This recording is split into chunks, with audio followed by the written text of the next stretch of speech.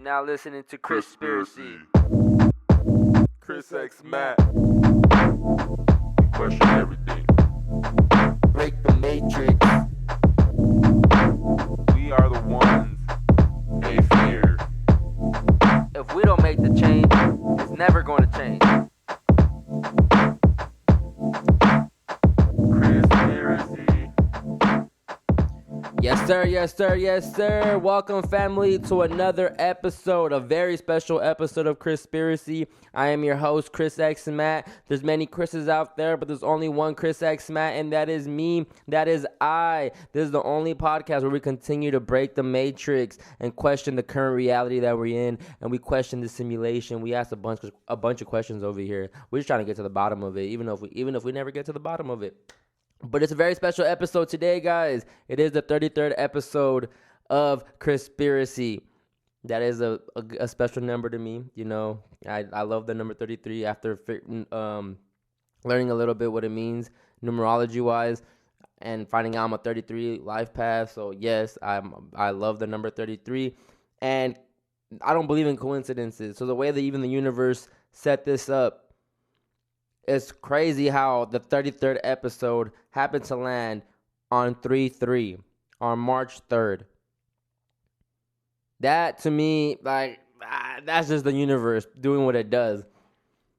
I drop on Wednesdays, and it happened to be that the 33rd episode that I dropped is on March 3rd. That's fire, yo. That's just alignment right there. And I had to get a guest for this episode because I want to focus today on the number 33. We're going to talk numbers today. We're going to talk the significance of the number 33, why it's so important, why we see it everywhere, why it's so influential. We're going to talk about gematria. I think I'm saying that right. Gematria, I don't know. One of those. There's no N in there, so it's gematria. Okay? We're going to be talking about that. We're going to be talking about how this simulation is fixed and scripted. And hopefully you guys get mind blown today. The guest was supposed to be on episodes ago, and something always just comes up, and it wasn't meant to happen. And then I reached out and was like, bro, I need you for the 33rd episode because the content that he's always putting out and the way he's into alphanumerics and he's into the gematria, he's into encoding and decoding. Is it uncoding? Decoding. Is it decoding all the words and the language of numbers? I guess the math behind words, because every letter is a number. So it's very interesting. And a lot of people are not they're not aware of what gematria is. And to me, I don't know the difference between that and numerology. Well, numerology is basically like the meaning behind the numbers and the energies behind each number. And I would say gematria is more so like scripted shit. Like it's coded. It's like the way the matrix is coded. So I'm excited for this episode. I've been really looking forward to my 33rd episode and talking to this guest and having him, agree to finally come on. And was like, I got you this time for sure. We gonna do it. One more better day. One more better episode to do it. I try to get Gary on here, guys. Not to shade on my guest, but I try to get Gary, the numbers guy. I try to manifest that. I threw it into the Twitter sphere. It's circulated. I know he's seen it. He had to see it. I know some of his team, his students, have been on my podcast and they've probably retweeted that shit. I know he's seen it. I think one time he even tweeted that he's not doing no other podcast that's not big, which is understandable. I get it. You want the exposure. You want your clout. You want your followers. They're always deplatforming you, making you start all over. I 100% get it, Gary. No need to explain. But and it's not just my time. That's how I look at it too. Because the worst is he just not do it. The worst anyone that I reach out to can do is just not agree or not respond back. And the best thing that can happen is then be like, sure, why not? And I do have a guest in the near future that I want to speak a little bit about it because I want to manifest it. I'm trying to manifest it, and I finally took another shot. I've been trying. He always leaves me on red. Tells me he's not doing podcasts right now. I finally reached out, and I'm excited because he responded back and was like, sure, when are you trying to do this? So we're in the talks about that. It's gonna be a very special guest, very special episode 2, and yeah, we're just gonna see, man. I'm trying to get good guests on here, guys. I'm trying to deliver to you guys and make it more interesting, make the pod more interesting. Even though I could care less about a guest at the end of the day, I'll run this shit up myself. Regardless, it'll be a slower build, possibly. I could probably start losing some people, but at the end of the day, I don't like this. This podcast shit is my hobby. Hopefully, I can make money off this in the future. And I'm just building my audience right now. I'm building my following. So shout out to all my guests that agreed to come on my show, because you guys have really helped me, have really helped me gain a little bit of traction. You guys have put me into this conspiracy world, into this little world in Twitter, and I'm forever appreciative of that, because I've seen that my podcast gets interaction now. People follow it. I don't have to and honestly, it could be way better, because I can promo a lot more. I could do a lot more things. I can invest into myself a lot more, and I choose not to, just because I'm still over here in real life, and not to say that I'm struggling in real life, but it's because I'm not trying to being on social media is so draining and so tiring and so annoying sometimes too. And at one point I was on there super heavy. When you first start awakening, when you first start realizing everything is fake or scripted, it gets to a point where at one point it's like FOMO for me, where I was scared of missing out on what was happening on social media, what was happening within the Q community, what was happening within the truther community and the conspiracy community. I was constantly trying to find the next thing, and now I don't care to look at all, really. I let it come to me, or eventually when I do find the time to hop on social media and I come across it, cool. But I don't do all that extra digging, trying to find accounts that post different type of content now. Now it's kind of more whatever comes across my timeline gets retweeted onto there. I go through someone's page. I might like some of their tweets, and then I give them a follow. Other than that, I'm not really doing too much digging and searching, and I kind of feel like I owe my listeners more of that I owe you guys more like information on this podcast. But I've told you guys from the beginning that I'm not an information detail-based podcast. Like, go listen to the people that are good at that. I'm just here reiterating the things that I come across and giving it to you guys in my perspective and in my opinions. That's all I'm doing. This is CHRISPIRACY, so it's just really me talking my shit. It's just me giving you guys hopefully a conspiracy / entertainment podcast. That's all I care about. Maybe hopefully funny sometimes, but hopefully you guys do take something from this, because I do stand by a lot of the things that the guests do preach, regardless if it might be off the wall or like whatever however you feel about whatever's being said on this podcast. It doesn't matter. You don't have to believe everything, take everything with you, but just enjoy the conversation and be open-minded to different talks. I don't want to talk about COVID all the time. I don't want to talk about like conspiracy shit all the time. I don't want to talk about music shit all the time. I don't want to talk about entertainment all the time. I don't want to talk about food all the time. I don't want to talk about shit a lot of times. So I like to talk about everything at different type of times. So I'm figuring out ways to give you guys me, like fully Chris X Matt, and I feel like I do that just even when I interview guests. I feel like I do give you guys a different side than other podcasts. We're all different. We're all our own person, and I am Chris X Matt, and I give you guys a whole different feel and perspective than other podcasts, because it is a quote unquote truther podcast, I guess you want to call it, conspiracy podcast, whatever you want to call it, different. I've had people that actually because I be everywhere sometimes, and I be everywhere sometimes, but when I'm out and about going to my appointments, my chiro appointments or my doctor's appointment, whatever, sometimes somehow the conversation always comes up that I do a pod, and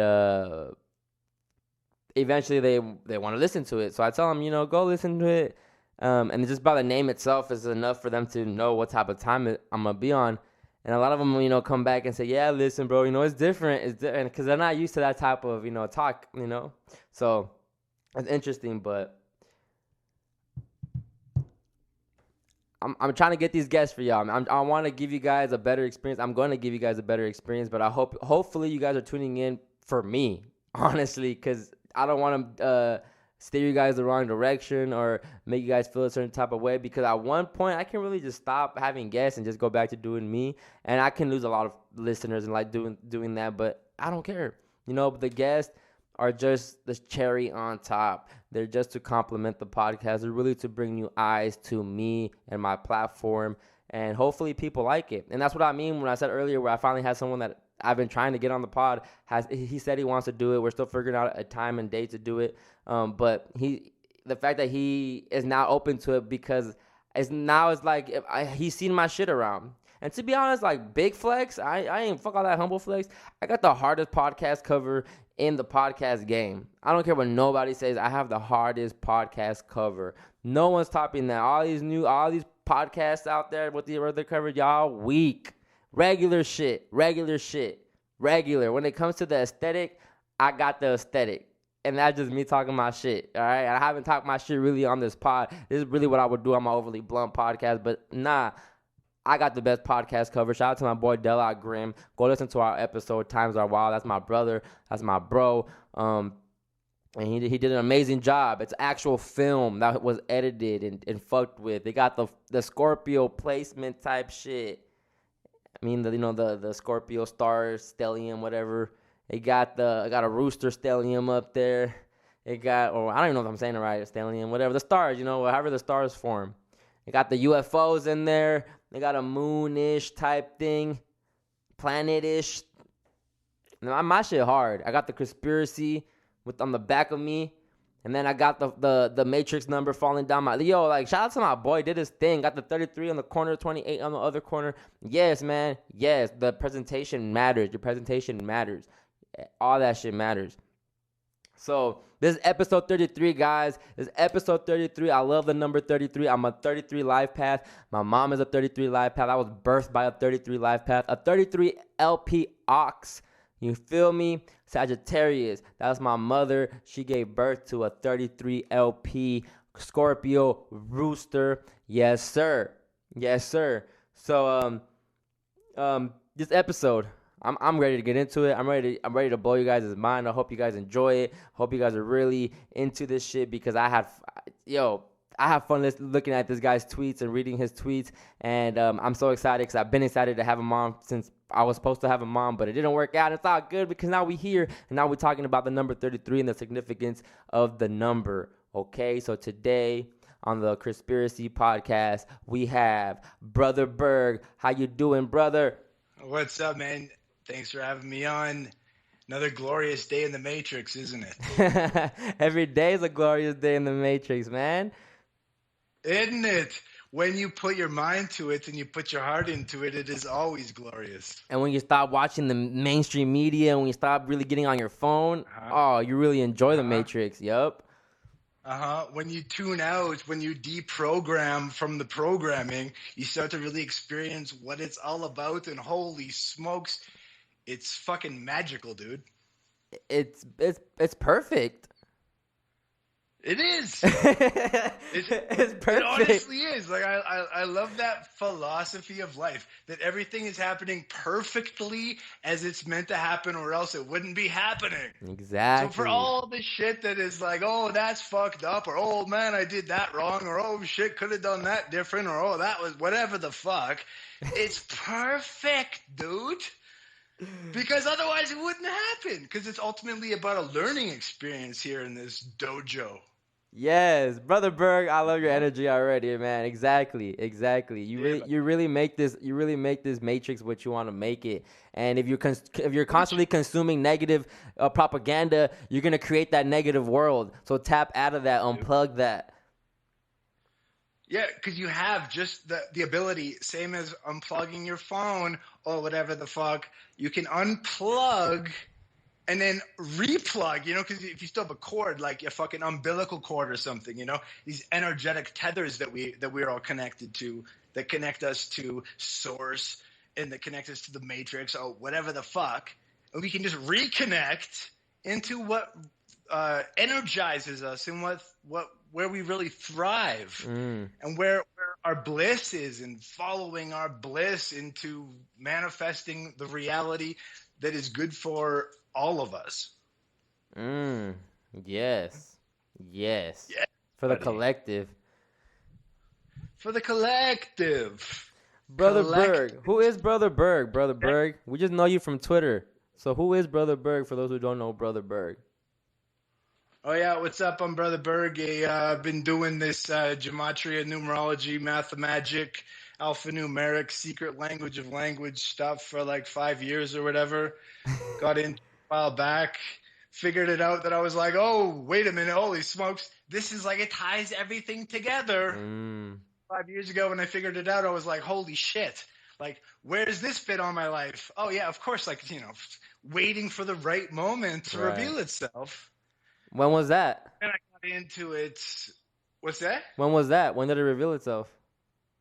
That was like, like 5 years ago. What's that? What's 5 years ago? Was it Twitter or what was the initial thing? Well, I read this book called 9/11 as Mass Ritual by S.K. Bain. And it broke down all the numerology of 9/11 and introduced some gematria concepts, some numerology concepts that I've been like vaguely familiar with, and hadn't paid that much attention to it. But kind of like astrology, just kind of like an interesting subfield. But then after that, I was like, okay, that actually triggered me through the 9/11 stuff. And then I met through Zach Hubbard, figured out what he was doing, and then that got me into taking where he was working with and going my own route with it, and just like went full out. Like I think I remember 9/11 actually of 2015 probably it was that I opened my started my first website and just blog, and just was blogging, and just went like full fucking out, and have been going like full fucking out, like full-time job for the past 5 years. Yeah. Like I do this nonstop, and I've come to some realizations, and a lot of that realization is that here's what I understand now, but who the fuck really knows? I'm not about to come out here and say, yeah, this is exactly what's going on. I can, got some wisdoms for you, some experiences that I've had, but ultimately it's this big fucking mystery that we're all exploring. Correct, bro. 100. I like how you said that, because you're so into the numbers and into the gematria, the numerology. But at the end of the day, you're still like, but who knows? Because we still don't know shit. I agree, man. I agree. I don't think we'll ever. I think we're just finding we're finding pieces to a puzzle that we're never gonna finish, and that's the fun part. Yeah, because I've always had this thing. I mean, like way back in the day, like I've always been into mysteries. Like fucking DB Cooper and the mystery of Oak Island, and Roanoke carved in that tree, and the missing fucking first colony, and all that shit. And it's like, whoa, like there's these fucking mysteries. Yeah. Bermuda Triangle shit that like will forever be unexplained. And I just thrived on that. I had a band back in the day called EB and the Mysteries, and it was just like, it was just all about the mysteries. And so it continues to this day where I'm like, man, fuck needing to know an answer. Yes. Like I don't want to know. Like I would rather like live within the mystery of it all, and just like the fucking amazing sense of wonder and beauty of it all, than to be like, oh no, that now we know for sure. So it's like, therefore, off the table, on to the next thing, and then you've missed the mystery once you have an answer. Yeah, and we're just some nosy people, bro. Like, why do we want to know everything? No doubt. Yeah. What's that mean? Damn. What's that mean? Yeah. Now I'm thinking about it, what's is the like, definition of that? Yeah, we're always trying to we always worried about so much stuff that we just forget to enjoy. Like, just enjoy it. Obviously, the way the people that run this matrix have set it up to a point where you just can't just enjoy it without worrying about at least money or something. So I get that, but come on, man. Like, people, we do always try to find the answers. Dude, because that's the thing. Because like what Fauci saying shit like, trust the science, and like the science proves things, for example. It's like, oh, the science proves it, does it? Like when the entire history of science is almost based on the fact that it's constantly being disproven. Yeah. So it's like,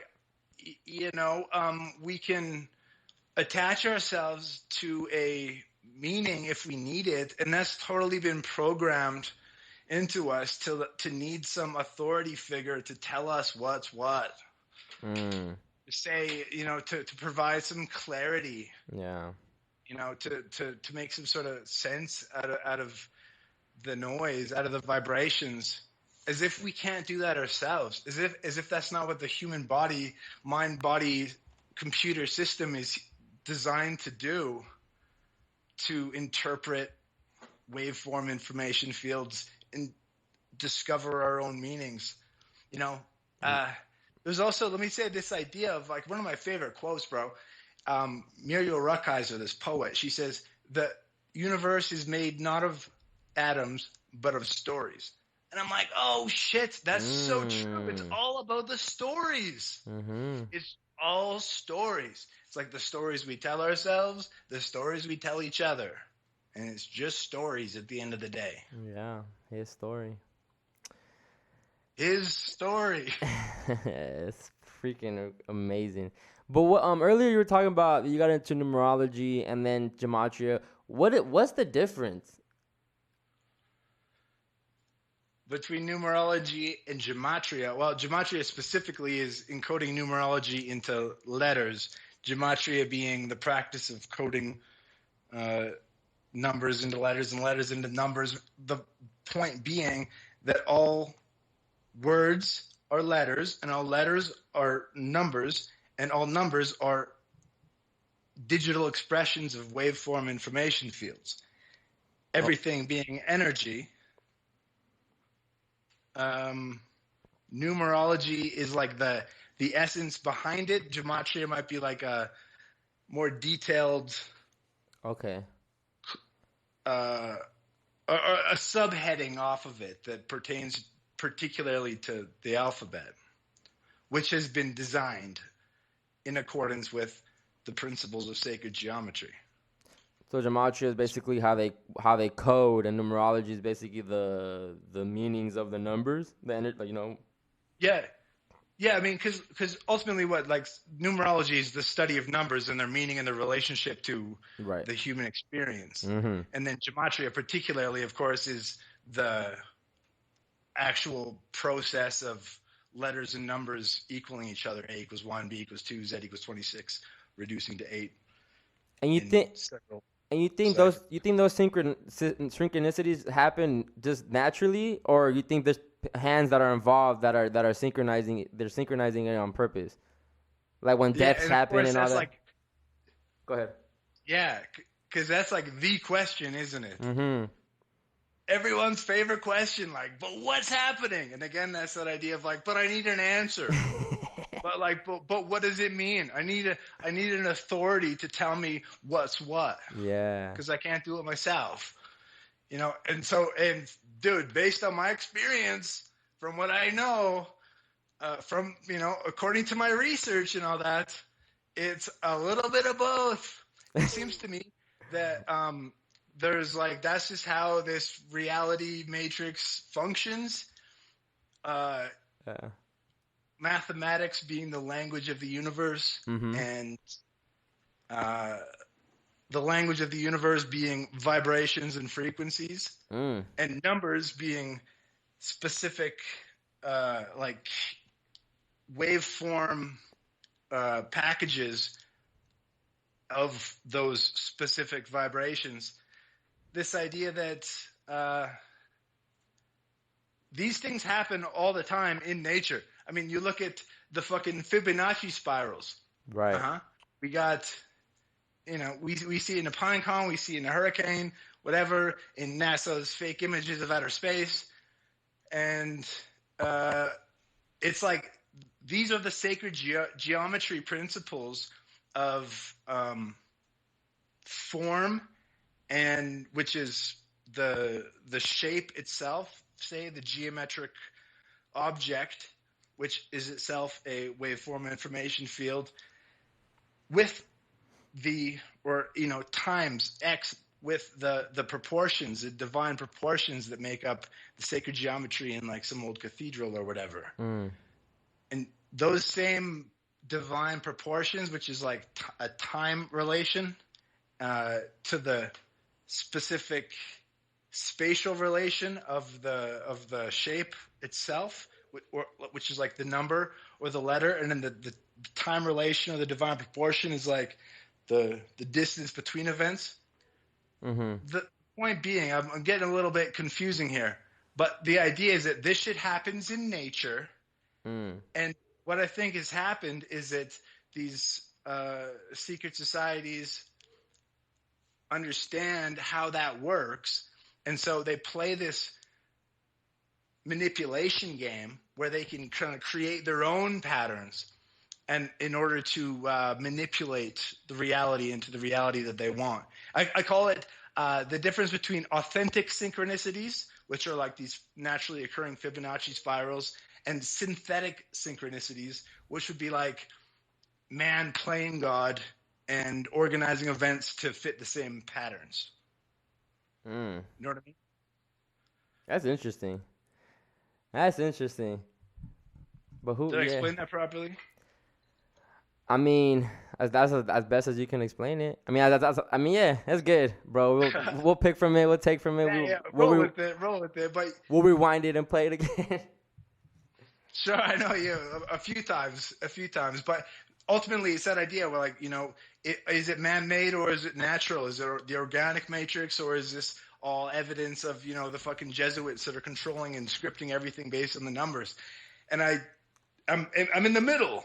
I can't help but not be, because I see so much that I'm like, obvious events that are very clearly, we know are scripted and we know are staged, and they're all perfectly by the numbers. So definitely those, if it's an orchestrated and planned event that happened and it's by the same numbers as what happens naturally, well, then they're clearly using those patterns in order to manifest whatever the fuck they want. Because also I've been, for several years, I've been doing personal numerology readings for people. Oh, you do those? What's that? So you do those? Yeah, bro. Oh, okay. Yeah. It's like your life lesson number and your soul number, and we figure it all out and put it into a calendar, and we see like what year you're in and how that correlates to your personal year and all that. First year and all that, and then you can start making time work for you, kind of a thing. Yes, just sir. as all the fucking pros do. Yes, sir. But this idea that I'm like, holy shit, I'm seeing these same fucking mind-blowing patterns that occur in, fucking Joe Blow doing a fucking getting a numerology reading, some like rig pig up in northern Alberta. He wants to, nobody fucking knows who this guy is outside of his close family. His fucking grandparents don't even know who this guy is. Yeah. And yet he fucking still has those numbers. So when I see that, I can't help but say, Jesus Christ, like, obviously it's a little bit of both. And like, how dare, like the fucking the arrogance of ignorance, or the ignorance of arrogance, however that goes, to say that like it's one or the other. I mean, because there's both are happening here, as far as I know, at this point in time. Yes. So a number that's very influential is the number 33, right? And a lot of these people use this number 33. Is there a difference between like 33 and like 333, or doesn't really matter? Is this the 33 part, or why the 33? I know the 33 is the master teacher, the master influencer. Why the 33? Right. Also, I mean, the whole thing about the 33 definitely is a gang sign. It's a symbol of affiliation. So when we see it, we go, oh yeah, that's what, 33 tests were done or whatever. Or, 33 days later, whatever. They show this shit all the time. Our little picture in the background, we're, well documented. And that's definitely a little gang sign of it. But it's the whole idea of the 33 has definitely been misinterpreted by people who don't fully understand the whole concept, to say that like 33 is, like an evil number or something, because it's being used by evil people, or as the conspiracy Well, theories go. the evil people just flip everything that's good. That's the thing, because it's like it's been such an inversion that's happened with the 33. Yeah. As you said, it was like the master teacher number, the master influencer. It's ultimately like the triple three is the ultimate creative imagination, which is perfect because imagination Oh, is it's where this 9 is all too. happening. Oh shit. And the subconscious hijack that's occurred to us, and creativity, like because ultimately, like, it's this idea that our subconscious has been hijacked, and I call it mental malware has been the Trojan horse in our fucking barn doors of our subconscious wide open. Yeah. And then in come whatever the fuck they want to put, these viruses, and they create subconsciously, because all human beings are projective manifestors of our own reality. We co-create this reality. And if you're not actively aware of that like that core essence, like that key fact of life, then you're just setting yourself up to be completely fucking used by anybody who wants to hijack your fucking projector. And I think that's what's happening a lot of the time with all this stuff that's been going on with predictive programming and all the stuff that's going on, and all that stuff is it's ultimately hijacked our subconsciousness so that they can project a reality that they want, Yep. one that's beneficial to us. But I mean 33 though, right? It's like the highest spiritual consciousness attainable for a human being. 33 is a powerful number. And then just like the fucking swastika, as you said, has been inverted, right? Swastika used to be a symbol of auspiciousness and good luck and like benevolence, and positivity, and then they just flipped the shit, and they just the swastika was actually flipped 33. Maybe that's EE, whatever, but it's like they didn't do that. All they had to do was just like invert the meaning. Just like words, man. You get shit like awful used to mean awesome, and awesome used to mean awful. Whoa. And but it still has and it's only been a few hundred years, so it still has that same resonance. It still has that word, still has that same frequency. That same but magic. we're just using it opposite. Yeah. And like nice, for example, everyone's nice. That used to mean like foolish or weak.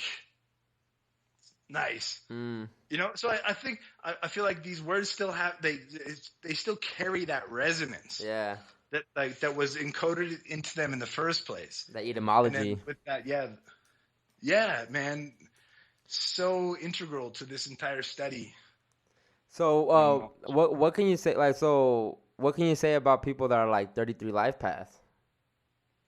Yeah, because for cats that are 33 life paths, those dudes are master teachers, and they're here because they have an understanding of the collective. They understand the humanity. They understand their own personal gifts.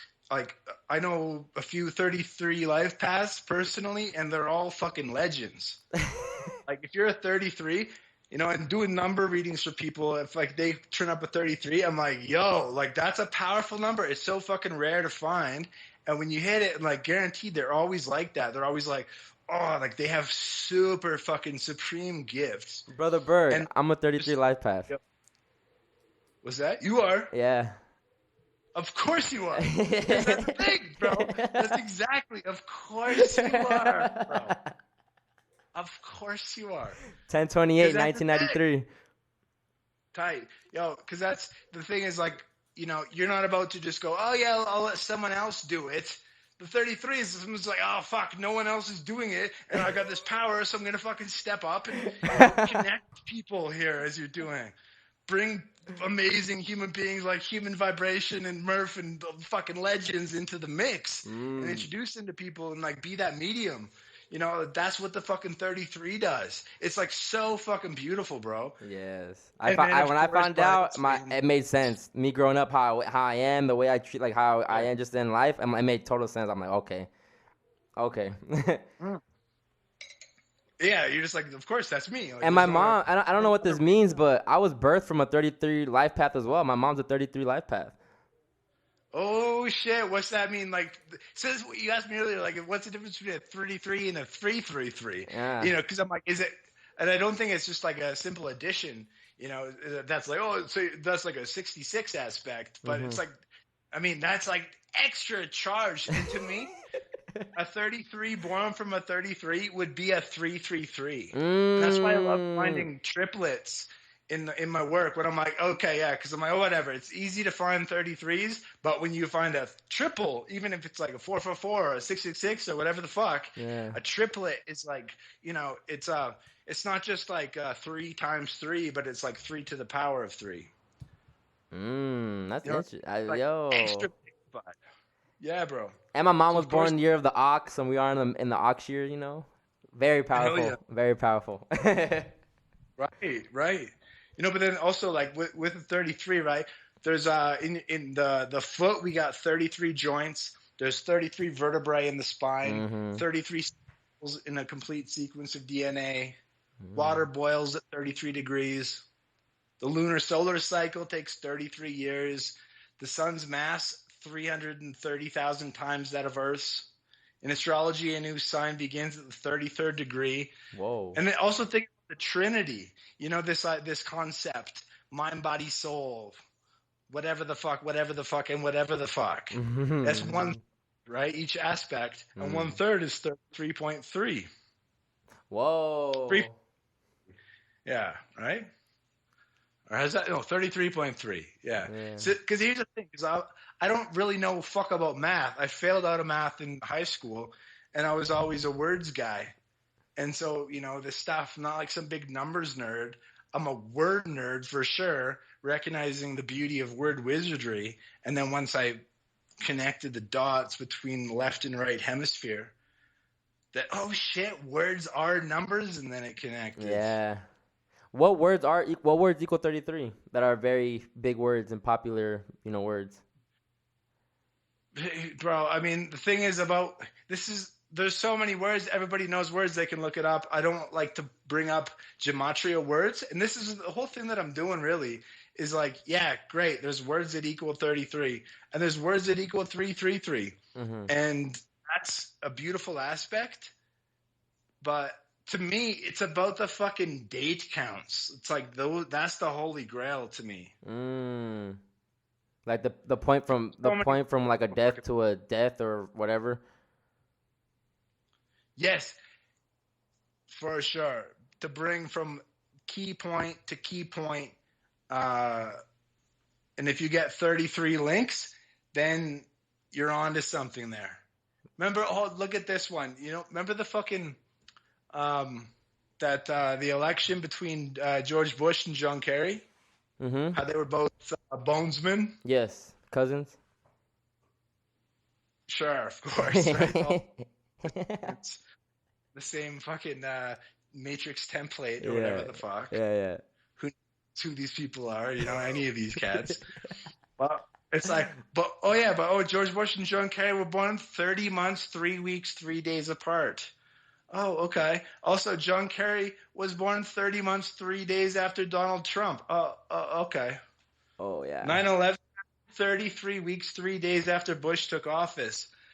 While I'm on the fucking point here, I made a little note. What's this one? I love this fucking connection continuing with the World Trade Center scenario. Yeah, World Trade Center and the AP Murrah Federal Building from the Oklahoma City bomb. Yeah. The buildings opened 3 years, 333 days apart. And the Oklahoma City bombing happened 333 weeks before 9/11.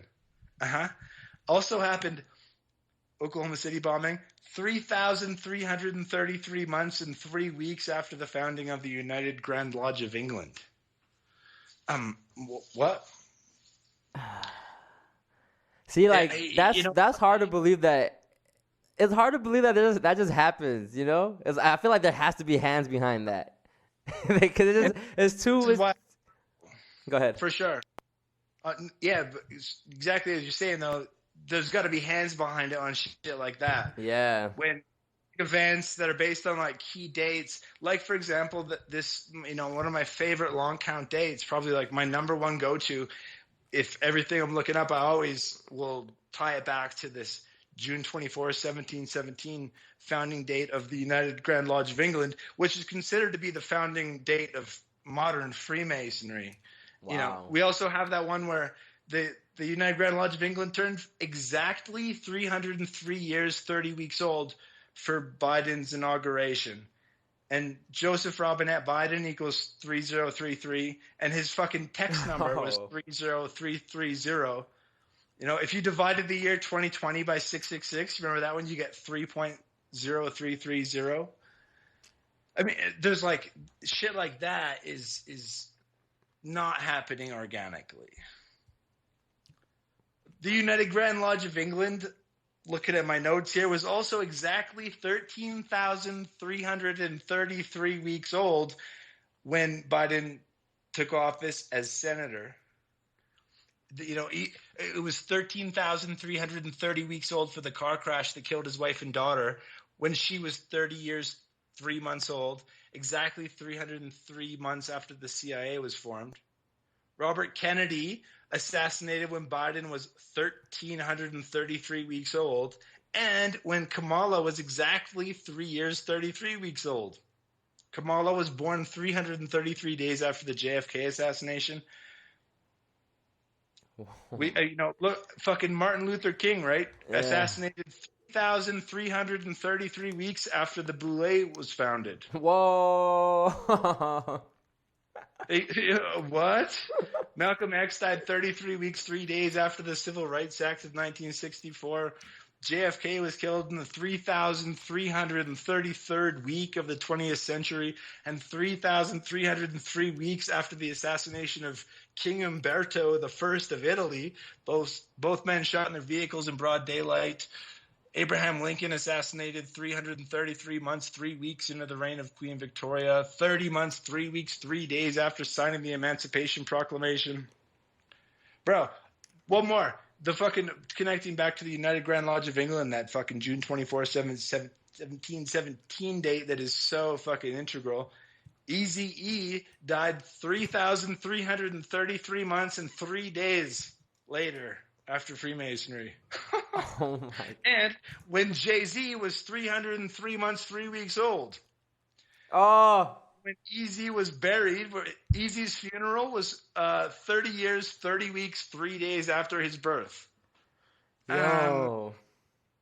And that's the thing, and like I'm sure, like maybe Eazy-E equals 33, whatever, gangster rap, you can fucking NWA equals 33, whatever. That's why I'm like the gematria doesn't really it pales in comparison to me when we can find like these multiple long counts that you can get with the same event. And we're not making stretches. We're talking about like from key vector points to key vector points, like from the age of Freemasonry, for example, or birth date to death date and shit like that. And you're getting multiple triple threes in the same event. Brother Berg, though, why do you think, or why is it that but why that? Why the distance of 33? But they just try to draw the 33 influence because they want to, influence something negatively, or they want to, I don't know, like why does it have to be that long of a period? Always like 3 months and 3 years and 3 weeks, and why is it always the 33? In your opinion? Yeah, because who the fuck knows? Mm-hmm. In my opinion, I guess if I had to make an answer to it, I'd be like that. This just like if we're constructing a cathedral in Amsterdam in the 13th century, we're gonna need to make all the shapes, the angles, and the proportions all in alignment in order to create the right like resonance that we want, in order to create the right like energetic field. Okay. For whatever reason, like so example, if we're using this metaphor of date and time and place and gematria and long counts and shit, if we're tying that into this idea of a cathedral, there's like you go into a cathedral to what, to pray, to get energy and to give energy, and then out of the Tartarian architecture blasting out the top, it's like projecting energy. Maybe it's like some sort of ancient Wi-Fi structure or whatever. Yeah. And because there's energy that is generated from these events, definitely. I mean, look at like a Kobe Bryant scenario, mass release of energy. And then, and who the fuck knows what, but Right. the kind of the pop theories are that it's like there's somebody out there is feeding off that energy, and that's who knows, maybe that's the case, but because it makes sense, like, because why else would it need to be so perfectly fucking orchestrated? And I mean, maybe there's like some like a totally different aspect that's going on, where it's like when we come into this reality, we recognize like who we are, where we forget everything. And this is what this theory I fucking love.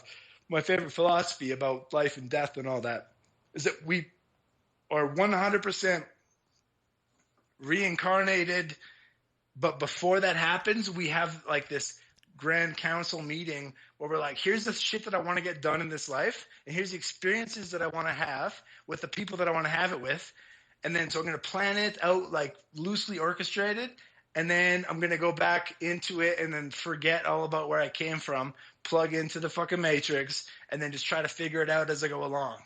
And if that's the case, it's like maybe the higher self realization, which also the mystery schools teach, this idea of like transcending self, transcending the beast structure, is that we get to this point where it's like, oh yeah, like everything I'm like one with nature, means that I'm also perfectly a mathematical energetic being of total fucking energy.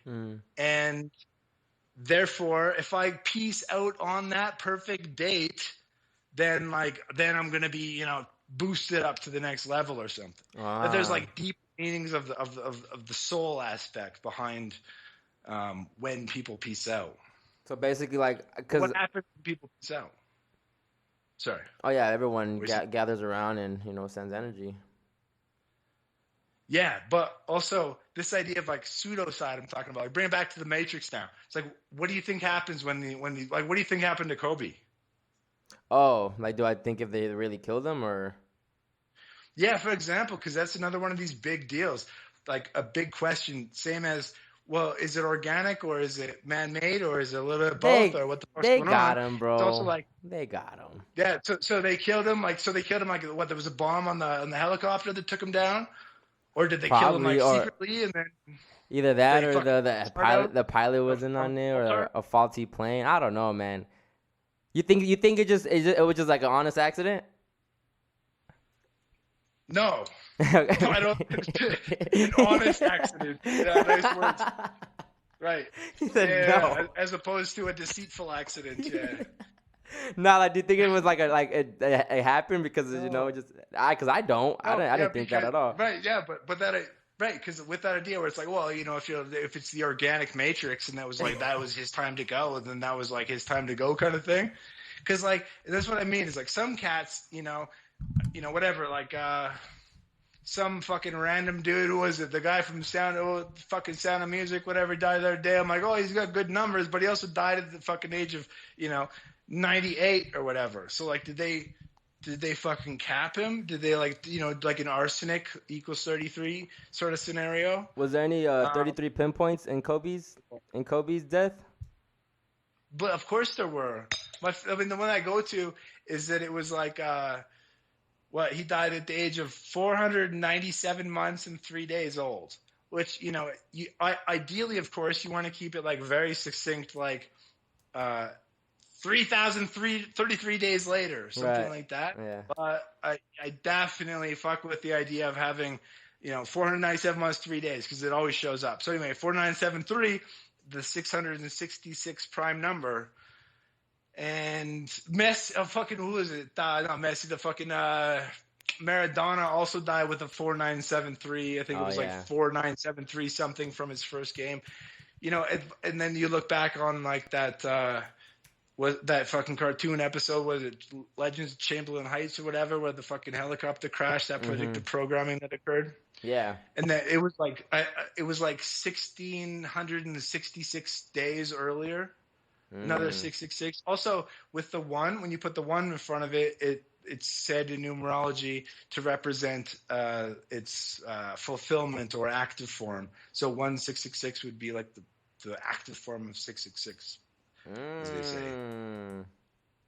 There's so numbers. many numbers, man. I love numbers. Like so many perfect patterns that are connected around Kobe. And it's like, but aside from that shit, there was just like, it's like you could. This is one way of interpreting this phenomenon that we call the matrix, right? Right. Using gematria, numerology, or whatever. It kind of proves that it's scripted. Yeah, I mean, it definitely seems scripted. But then you can also just look at it and be like, oh, yeah, shit, but like the timing that occurred and the Lakers to go on to win. Okay, hold on. And his fucking funeral happened. Yeah. Brother Berg, okay, let me ask you this then.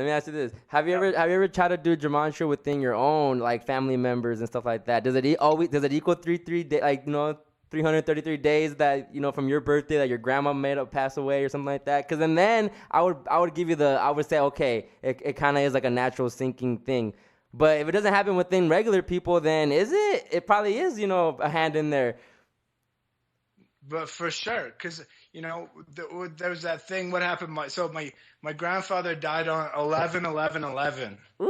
And then it was like 101 months later. That's 33. My grandma died at 101 on like 11, numerology. Damn. And their names equaled 11 or 111. And so when I look at shit like that, I'm like, oh, okay. Yeah, okay.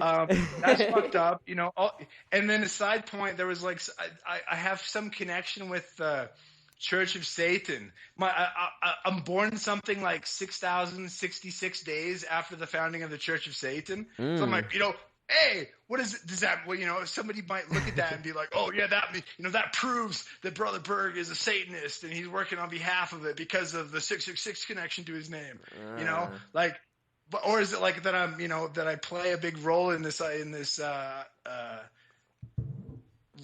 revelation of what's going on a lot of the times connected to ancient dates like 430-66 when the Church of Satan was connected. That's another big one. Because also, here's the thing. One of my biggest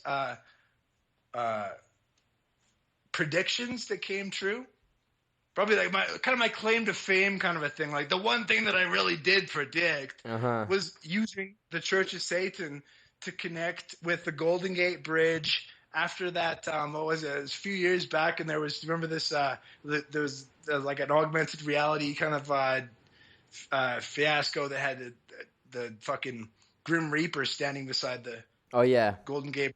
You remember that? Yeah. And I was, oh shit, the date that happened, and then like the date, it was like, some perfect 666 connection to the Church of Satan founding, which was in San Fran. And I was like, oh shit. And then I played with some more numbers, and then I figured out that, oh, look at this. Like a month from now, the Church of Satan will be 99,009 days old, which is like an inverted 666. So I put out a word and was like, watch for a fucking bridge disaster to occur on, August 15th or whatever it was. And then sure enough, a month later, August 15th hits, and the Ponte Morandi collapsed in Genoa. The fucking bridge collapsed and fucking 20 people died. They drove off the shit. And I was like, whoa, I fucking caught a bridge disaster based on these 999s, based on the Church of Satan dates. And then on that very same day, my website went down. Is that a coincidence? Yeah, you got too close. They don't want people to see it. Yeah, is it? You got too close, bro. Maybe. Another time I was doing a house sit in the south of France, and I was looking into the Three Musketeers and their connection to like deep intelligence networks within France, because the neighbor farm was where fucking D'Artagnan grew up. And the homeowners, they didn't say shit about it. All they said was, don't go to the neighbor's house. Like, don't, you can go exploring, but don't go over there. It's like, usually it's like kind of a big thing you want to say. It's like the neighbors fucking where D'Artagnan lived when he was born. But so I went over there and figured it out for myself. And then I was exploring in the backyard. There was this old like ruined chapel that was full of Knights Templar iconography. Whoa. And I was sneaking around and I was like, oh shit, like this is mad, occult symbolism that's going on here. And then I went and did some numbers and put out a blog post. And the very fucking next day, we're sitting around in the backyard. A black helicopter comes flying in from the direction of Paris, does a fucking loop around the farmhouse, and there's a barn connected off of it, and all the horses are going crazy because this helicopter is flying so low. And it does 2 tight loops around the fucking house. Like I'm hiding in the barn looking out the window. And I can see the fucking pilot's eyes. He's doing like these 2 tight circles and then flies back the way that he came. What the fuck? I'm like, yeah, like, what am I supposed to make of that? Was that just a random coincidence?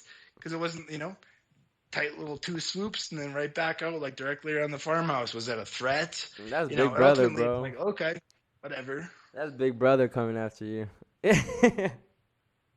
Definitely. But at the same time, it's like, but what are you going to do? Right. It's like, because I think ultimately, like, that's all they can do is just intimidate us. That's like the whole fucking play to me. It's like none of the, everyone loves to say, oh, yeah, fucking FEMA camps at Walmart. And, we're all going to be, the fucking vaccine's going to kill everybody. And like, depopulation, they want to reduce the population 90%, man. It's just like total fucking propaganda, as it seems to me that it's just like this. And that's what controlled opposition is used for so well, is to be like, yeah, this is what they don't want you to know. Yeah. The secret they don't want you to know. And if only enough of us get together and fucking wake up, then we can wake everyone up. And then we can fucking take back the power. Brother, you're talking about me, brother. Come on. Yeah, is that what you're doing? You're like, wake him up, wake him up. Is that I was at the beginning. I ain't gonna lie. I was, but after I had Murph and he was kind of like, nah, this shit all fake. Yeah. I was kind of like, let me step back and, yeah, why am I telling people to go look into adrenochrome and people eating shit? Like, why am I doing that? Yeah, I know, but it's like, it's how you begin, and that's the thing. It's like, it took me a bunch of years to be like, oh yeah, you know what, this is probably, actually, it makes total sense that it's like, that this is all part of the thing. They just want to front like they're all powerful and omnipotent and omnipresent, and they just want to like, so they like promote these conspiracy theories to be like, whoa, we're such bad boys. It's like, yeah, we're so scary. You should be really intimidated by us. And it was like, holy fuck, they eat fucking babies and shit. And they're like, yeah, like push more of that shit. Yeah, that's what we do. We're scary. We're intimidating. Because it's all ultimately, because like, what happened? Somebody fucking, the Big Brother, whatever, comes and they fucking bring in the black helicopters. Okay, why didn't they assassinate me? Whatever. It's like, why don't they actually fucking release a real virus that kills everybody if they actually want to fucking kill people? Right. No, it's all just fake. So but to the extent, like, I want to say, like, I love the idea that it's fake because we're living in an illusion. Absolutely. Mm-hmm. Right. Yes. But to the point where, I mean, like, Murph, God bless his soul, love that motherfucker. But like, there's some of it that's just like, everything is fake, and like Bill Gates is like, he's like a fake he doesn't exist. I'm like, I love it. And again, that's the whole point. Cause I'm like, I'm not never about to be like, no, he's a real person for sure. Like, cause I don't fucking know. Yeah. But I'm definitely still like that. I think that ultimately, like, this idea that this notion that everything is fake is so positive for the collective consciousness, because we're recognizing that it's all an illusion, that we're like actually in a lucid dream. And so, like, these people are like, they're as real as anything else, or as fake as anything else. Yeah, I like how you put that. I like how you said that. That awareness, the awareness of recognizing that we're not living in some objective, physical, material reality has been programmed. And we're realizing, stop giving them the what? The 33, that's the loosh. Gotta stop giving them the loosh. Yeah. Loosh equals 33. I know. I seen you post the other day. I was like, whoa, we went loosh equals 33? All right.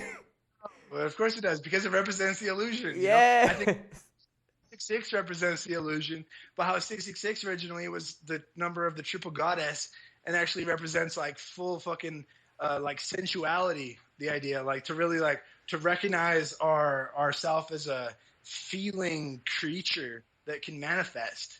You know, there's and like through sexuality we can like channel that energy and manifest the reality that we want through our imagination. You know, it's and then it gets twisted and it's like, oh no, that's bad and it's inverted and you know the fucking swastika upside down and the same fucking story every day. Yeah. Yes. Yeah. Ultimately, here we are, fucking wonderful human beings, perfect, having an experience that we signed up for. Which, you know, also I love that idea too with the philosophy that I was alluding to earlier, that we signed up for this reality before we came in. Whether it's true or not, it should be, as far as I know, because I love the fucking where it takes us. It's this idea that I'm like, even if I'm living in the fucking worst shit or having the fucking bad things happen to me, oh boo-hoo, everybody's always fucking boo-hoo, right? Yeah. But it's like I did this myself, so I can take accountability for my own actions. I can stop blaming fucking Bill Gates and you know the Rothschilds and whoever the fuck, you know, the Jesuits and all these the enemies. This like you know the antagonist.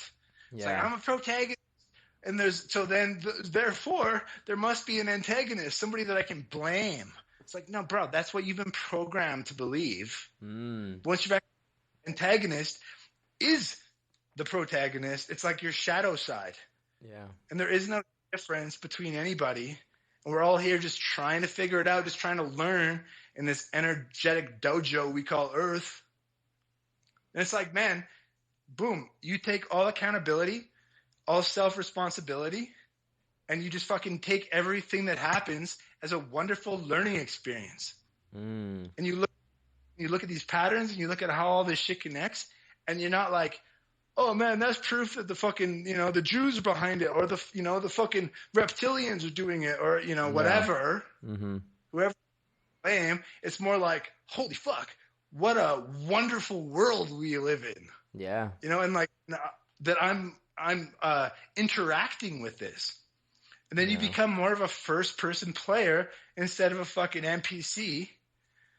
And you become more of a interactive agent with your reality instead of just being a fucking passive pussy as most people are. Letting it happen to them instead of actively engaging with reality yourself. Yeah. Most people rather be online and escaping the reality, I guess, and hop onto a different reality.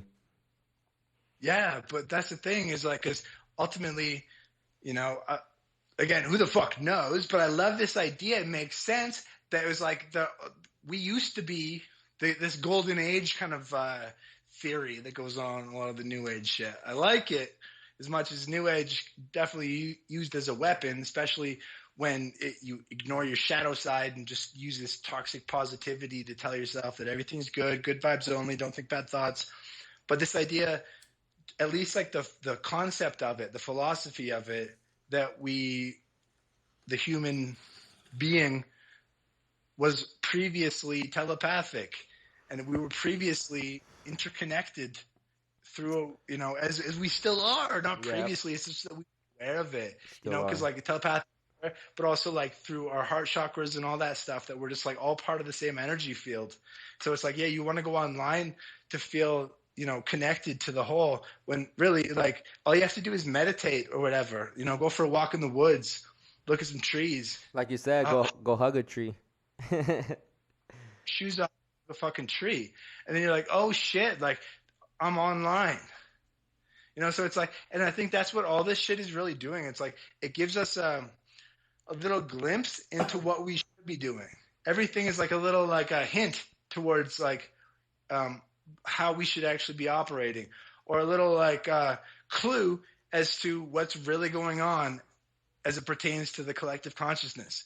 And that's why you got to like always interpret things symbolically. Be like, but what does this represent? What does this mean? You know, and it's so fucking exciting when once you start doing that, and the world just becomes so fucking magnetic and magical. And real, Manifesting. yeah, you know, the people escaping. It's like, bro, it's like you're escaping from reality because the reality that you're escaping from is something that's been manipulated and programmed through this matrix or whatever to be something that it's not, to be something that you want to escape from, when ultimately all you need to do is just like change the fucking channel, reframe your perception. This is the bad thing. No, this is the learning experience. Little shit like that, reframing, man, NLP stuff. And then boom, all of a sudden, what you thought was so bad, all of a sudden becomes so fucking awesome. And then you have escaped. You've used that escapism to escape the matrix and enter into a completely different dimension, one that is positive and beneficial and fucking cool as hell. And all it took was a little bit of a tweak of the mental, of the heart. Like I tell people, man, get off your phones, get off the TVs, turn them off for a minute, go outside, live life, go see your loved ones, stop being scared, just go create your reality for real. Right. Cause man, these people are creating a whole different reality out there. Really, and that's the thing, because like there definitely is some essence of, you know, it takes enough of us to do it, you know, like bringing it back to the point of saying we just need to wake enough of us up and then we can flip the script. You know, it's like maybe it's not exactly like that. I'm over that. Cool, man, but at the same time, like, don't lose it. No, like, hold on. I feel like there's to it. This is where I stand. That's why I podcast. Because if you guys want to push play, if you guys want to hear my thoughts, my opinions, if you want to hear what the guests have to say, it's right here. Go listen to it. But me always trying to argue with people and trying to be like, wake up. Because before I felt like I would like kind of be like, wake up, y'all. You guys should be listening to me because I'm trying to save you. And now I'm just like, I don't care. You guys don't care. I don't care. Totally, man. And it's a beautiful way to be, you know, and this is why, like, because I used to be that way as well. I mean, it's like these are like the stages of, you know, conspiracy awakening. And conspiracy awakening should always lead to a spiritual awakening. 100%. That's the point of it. 100%. Hey, when you come across new, like when you're doing your own research and you're breaking down the numbers and realizing, oh shit, this equals that, oh shit, this equals that, oh this, look at the time between this. Do you have like a group of people that you rush to and like start telling this to, or you kind of keep it to yourself a little bit and then tweet it out, or how do you share this info? Because I know you get excited, right, when you start piecing stuff together. Mm-hmm. Bro, I've been in this constant state of excitement for years. Like since I got onto this shit, I'm like in a constant state of excitement. I mean, I've also been traveling the world for 3 years and like, you know, in amazing places all the time and like actively like exploring and discovering things. And then I come back to my laptop and then discover things as well. And so I'm like, I've been on this fucking high for years. That's dope. Yeah, man, this high of exploration, this high of discovery. And so like, you know, I've gotten like, I guess like used to it, whatever, where I still every single fucking day, not a day goes by that I'm not like, holy fuck, what? And I like, love that's that. essence, bro, like, because that's what we all need to be doing. Like, if you don't feel like that every day, if you don't have something that makes you feel like, what? Yes. Oh, amazing. Like, what the fuck does it mean? Like, if you're not doing that every day, like, you're doing something wrong with your life, and you can easily tweak it by starting to become symbol literate and look into the fucking mysteries of your own life and the fucking universe. Because it's full of fucking wonder. And that's why, you know, I'm not like, oh, yeah, I can't wait to fucking tell a guy. I can't wait to tell my fucking buddy or whatever. I'm just like, you know, that's what I love about being on Twitter. I used to have my blog, and now I do a thing on Twitter. I find some good shit. I'm like, let me take like the kind of the highlights and share it. Yeah. And, you know, like, you know, have that the transaction with it. But it's still, I'm like, man, I got like so many fucking gems that I can only share like a little bit, but there's still so many gems. Like, it's never just like, that's the only thing that happens in a situation. But, you know, ultimately I'm like, as long as I can, you know, I'm excited and I'm passionate about something. And then if I can share that with other people, and get them pumped about it, or like, questioning things, or like, dropping the fucking mind blown emoji, then it's like right on. Then, I've done my part. You definitely do that on Twitter. Yeah, I mean, people, I get fucking mind blown emojis from time to time, and I'm like, a job well done. Because I'm like, but it's just like, that's the thing. I'm like, yes, exactly. Like, have your mind blown continuously. Yeah. Like, and don't go for anything less. And you're Like, fast too. So what's your Twitter account? How do you say it? Escape? No, extra cap? Extra cap, so yeah, it's Latin for outside the box. Ah, I was wondering like what is? I thought it was extra. Because I don't know if you know the term cap, like you're capping, like you lying. So I thought it was like extra cap, like extra lie. It's not. No, I didn't know that term. Yeah, no, cap says box. Okay, but It's right outside. what was I gonna say? Damn, I lost it.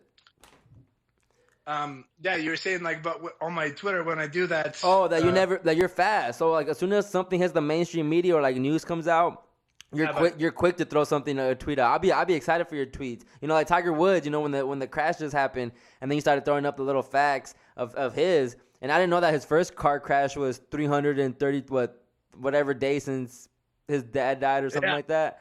I don't know what it was. I think it was something like he was like 333 weeks, 3 days old. There's something like that. One of these like triple, quadruple threes that went on. So I know Daft Punk just happened, and you tweeted about that. How the time from them, from MF Doom. So your Twitter's interesting. Yeah. No, thanks, man. Appreciate that. But ultimately, it's like, oh yeah, the speed just comes from practice. Same thing with anything. It's like, like I said, I've been doing this shit for 5 years, like full time, pretty much. I figured out a way to make a living off of it, and practice because I love this shit. The fucking the Japanese concept of ikigai. Wait, what'd you say? The what? Ikigai, the Japanese practice of ikigai. No, I'm not aware of that. Ikigai. It's just, anyway. The point is like you figure out your life purpose is making sure that it's in the center point of these 4 points, and those 4 points are: do what you love, do what you're good at, do what you're paid for, and do what the world needs. And if you can figure out a way to like fine tune that shit into the center point, then you found your ikigai, you found your life purpose. So it's like, boom, whatever it is. And then ultimately, once you get that, as a little aside, little reminder for people to be like, man, how can I align that shit? Look up ikigai, I-K-I-G-A-I. How do you say it? Ikigai? I-K-I-G-A-I. Because it's like, man, the Japanese were on it. Like, that's exactly what we should all be doing, and becoming artists of our own lives, instead of, again, this idea of becoming a fucking active producer of reality instead of a passive consumer of the shit.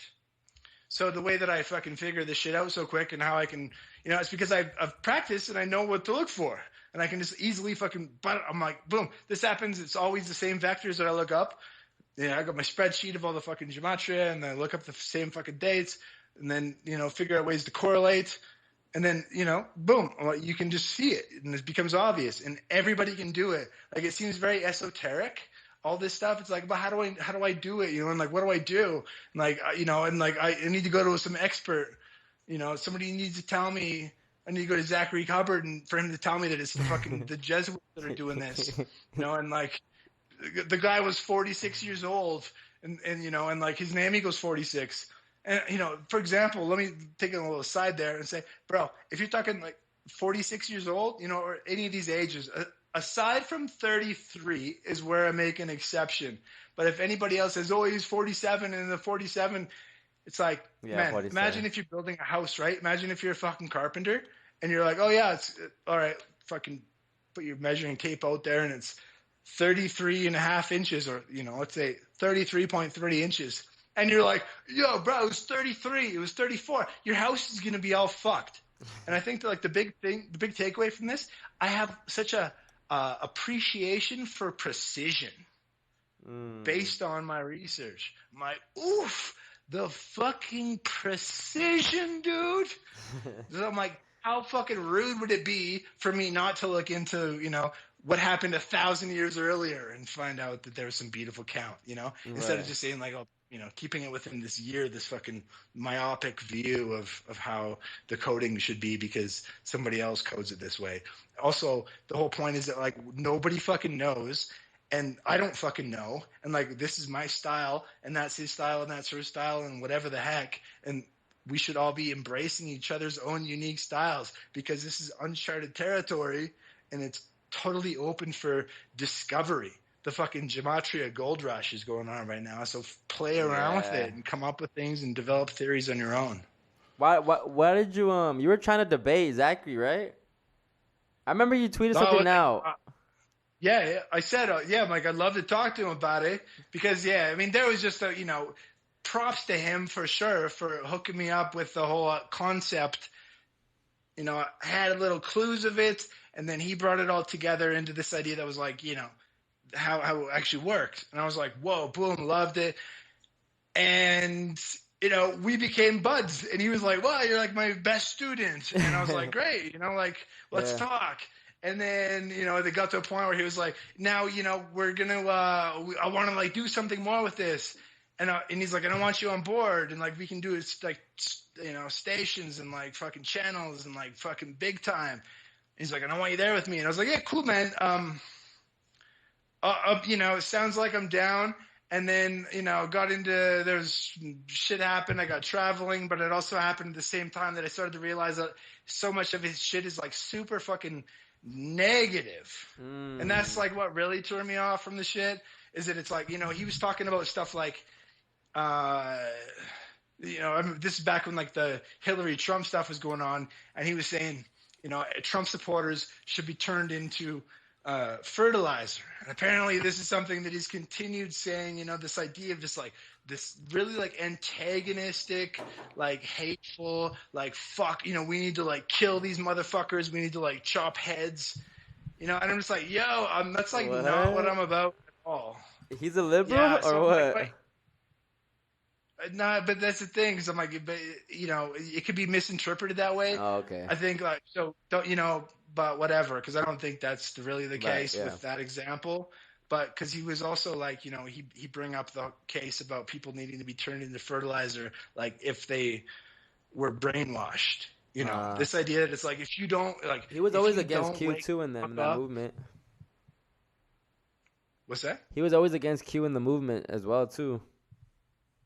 Yeah, I mean, well, that's a total psyop. Well, no, yeah, no, I get that, but you know, that's a big portion of Trump supporters, so I get it. Yeah. Anyway, all I'm saying is that like, didn't like the guy's vibe, with like because it was like genuinely like militaristic, like absolutely fucking aggressive. Like fuck these motherfuckers. If you don't believe in this shit, then you deserve to be killed. Like it was like that kind of attitude. That was like, whoa, like you can't say that shit. But then he kept saying it, you know, whenever. And then I went off and went traveling, and then we fucking fell apart. And then he, you know, whatever happened. Right. But then, you know, now years later, I'm like, yo, what the fuck Zach's been doing? And then, you know, whatever. The guy doesn't follow me, and you know that's cool. Like you're doing your own thing. He's like crushing it. You know, he's doing well, and like right on for him. But yeah, I mean. That's why I wanted to fucking I want to put out the idea to discuss this shit with him because we see things completely differently. Like from the beginning, I was like, man, the long counts, right? And he's like, no. It's all about like saying, oh, the guy's got 47 points in the game and he's 47. Oh, no, he's got 48 points and 48 means this. Oh, no, he's got 49 points and 49 means this. You know, it's like, bro, you know, you have to be aware of confirmation bias. Yeah. You know? Otherwise, you're just peddling a fucking story. You know, you're creating a cult, and it's definitely what's happened. And it's very easy to fall into in this day and age. And you know, the easy way to see if somebody is peddling a cult is if they're, you know, telling you exactly what's what. And you know, and to him, it's like there's no other fucking way around the story than it's the fucking Jesuits. It's Jesuits. And I'm like, yeah, bro. I mean, to me, I'm like, and again, you know, I don't know, but definitely the Jesuits are part of it. I see fucking, you know, Jesuit numbers all across the deck. Like it looks like the fucking Final Four I was looking into, like that's definitely going to be a Jesuit team that wins that, I'll say, because they're so fucking perfectly coded. Yeah. Uh, Shit like this, but at the same time to say that like they're the be all and end all and the tip of the spear and all these shit that's going on, and it's like nobody knows, man. And the my problem with it, I'm getting a little fucking hyped up here, but my problem that with this whole thing about anybody believing in this, that, and the other, whatever it is, and whoever you're believing it from, is when people start saying, you know, no, you're wrong and I'm right, and it's like, what the fuck are we devolving back into some sort of new religious war? We're all on the same fucking path, Yeah. right? We all recognize like the beauty of gematria and numerology and whatever, and that these patterns occur. But, and you know, I think that's also, you know, this aspect of people going like, I just need to know, I need an answer. Somebody please tell me what it all means. And I'm like, nobody knows. And they're like, nah, fuck that guy, because he says nobody knows. It's like, yeah, go to, you know, it's reptilians. Yeah, David Icke says it's reptilians, you know. Zach says Jesuits. It's like, cool, man. It's probably the Jesuits and the fucking reptilians working in harmony, also with like, you know, ourselves subconsciously, and nobody fucking knows, because ultimately, to me, the point is to embrace the mystery and just to live within the mystery and appreciate the beauty Yeah. of it all. It's just creating different sides to it, more division and people fighting. Like for what, you know? Totally. We don't like we said, we don't know nothing. We don't know anything. But we do know, man. we do know these patterns. You know, we do see these patterns. Yeah, those exist. You know, those can be measured. Yep. Yeah, but what they mean, you know, and when like who's doing it and why it's happening and all that shit will always be theoretical. Yep. And if anybody tries to tell you that they know who the fuck is doing it and why, they're full of shit. Yeah. Because nobody fucking does. You know, and if you feel that way, that you're, yeah, this is exactly what's going on and I know exactly what's going on, just fucking check yourself. Because ultimately, the best way for a human being to be a human being in this wacky fucking matrix, this global United States of Absurdistan that we're all a part of, is to continuously check yourself and check your beliefs and check your ideas to make sure that they still hold water. Did that thing that I've been believing in for the past 5 years, does that still make sense? Does that still hold up based on all the new knowledge that I've acquired over that time? And if it doesn't, then be solid enough within yourself to release it and figure out something new. 100%, bro. Facts. Yeah, man. What can you tell us about GameStop? Oh yeah, Because I'm looking at one of your tweets right now. Right? I'm looking at one of your tweets right now. There's a lot of 33s in there. Yeah. Yeah, I mean, the 33s were out to lunch with that one. And because what happened, it was around the same time, and I was looking into these numbers earlier, especially as it related to Can I read it? the market crash in 1929. You want to read it? Yeah, I have it right here.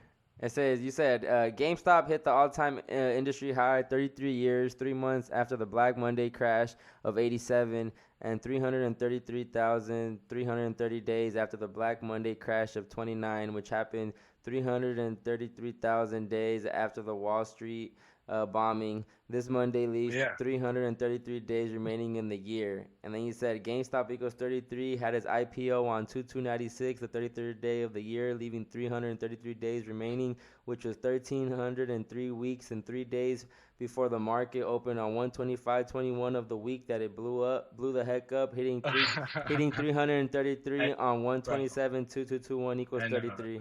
Sheesh. I know, and that's also why I feel like this shit isn't a vocal medium. You know, like you need to look at the numbers yourself, because all you were saying was just like 333 and 333 and 333, and for like the listener, they're just like, oh, okay, yeah, that's a lot of threes.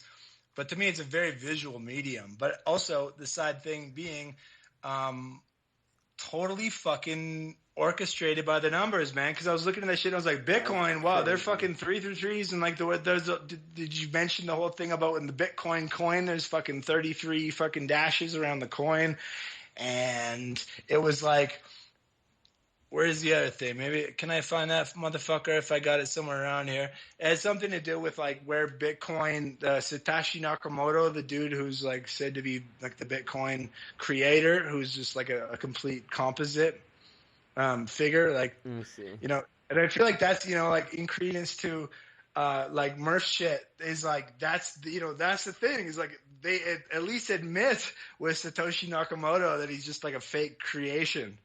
But I feel like, so, you know, like that might be like all these motherfuckers. I know that Satoshi Nakamoto was born the day after Microsoft was founded, the very next day. Wow. It was like 4-4 was Microsoft and 4-5 was Satoshi's birth.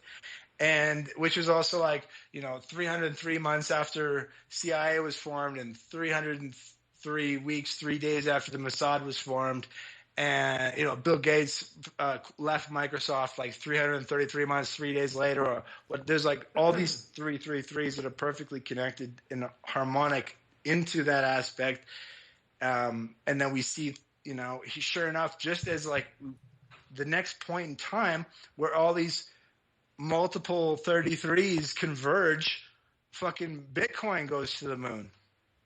So it's like, you know, so this got me excited because like for about like the last 6 months now, I've been playing around with swing trading and trying to figure out how the stock market works. And I got a awesome guru who lives down the street who's been crushing it in Wall Street and moved up to the mountains here. And he's been sharing like how the fuck it works. And I've been playing around with it. And he's into all the fucking how everything's, you know, scripted and programmed, and so he's a cool dude to talk to about it. And that's ultimately been one of my goals with this whole business for a while, is to be like, man, how do you fucking play this into the stock market now? And like, how do you like, you know, take it into like some more real world applications?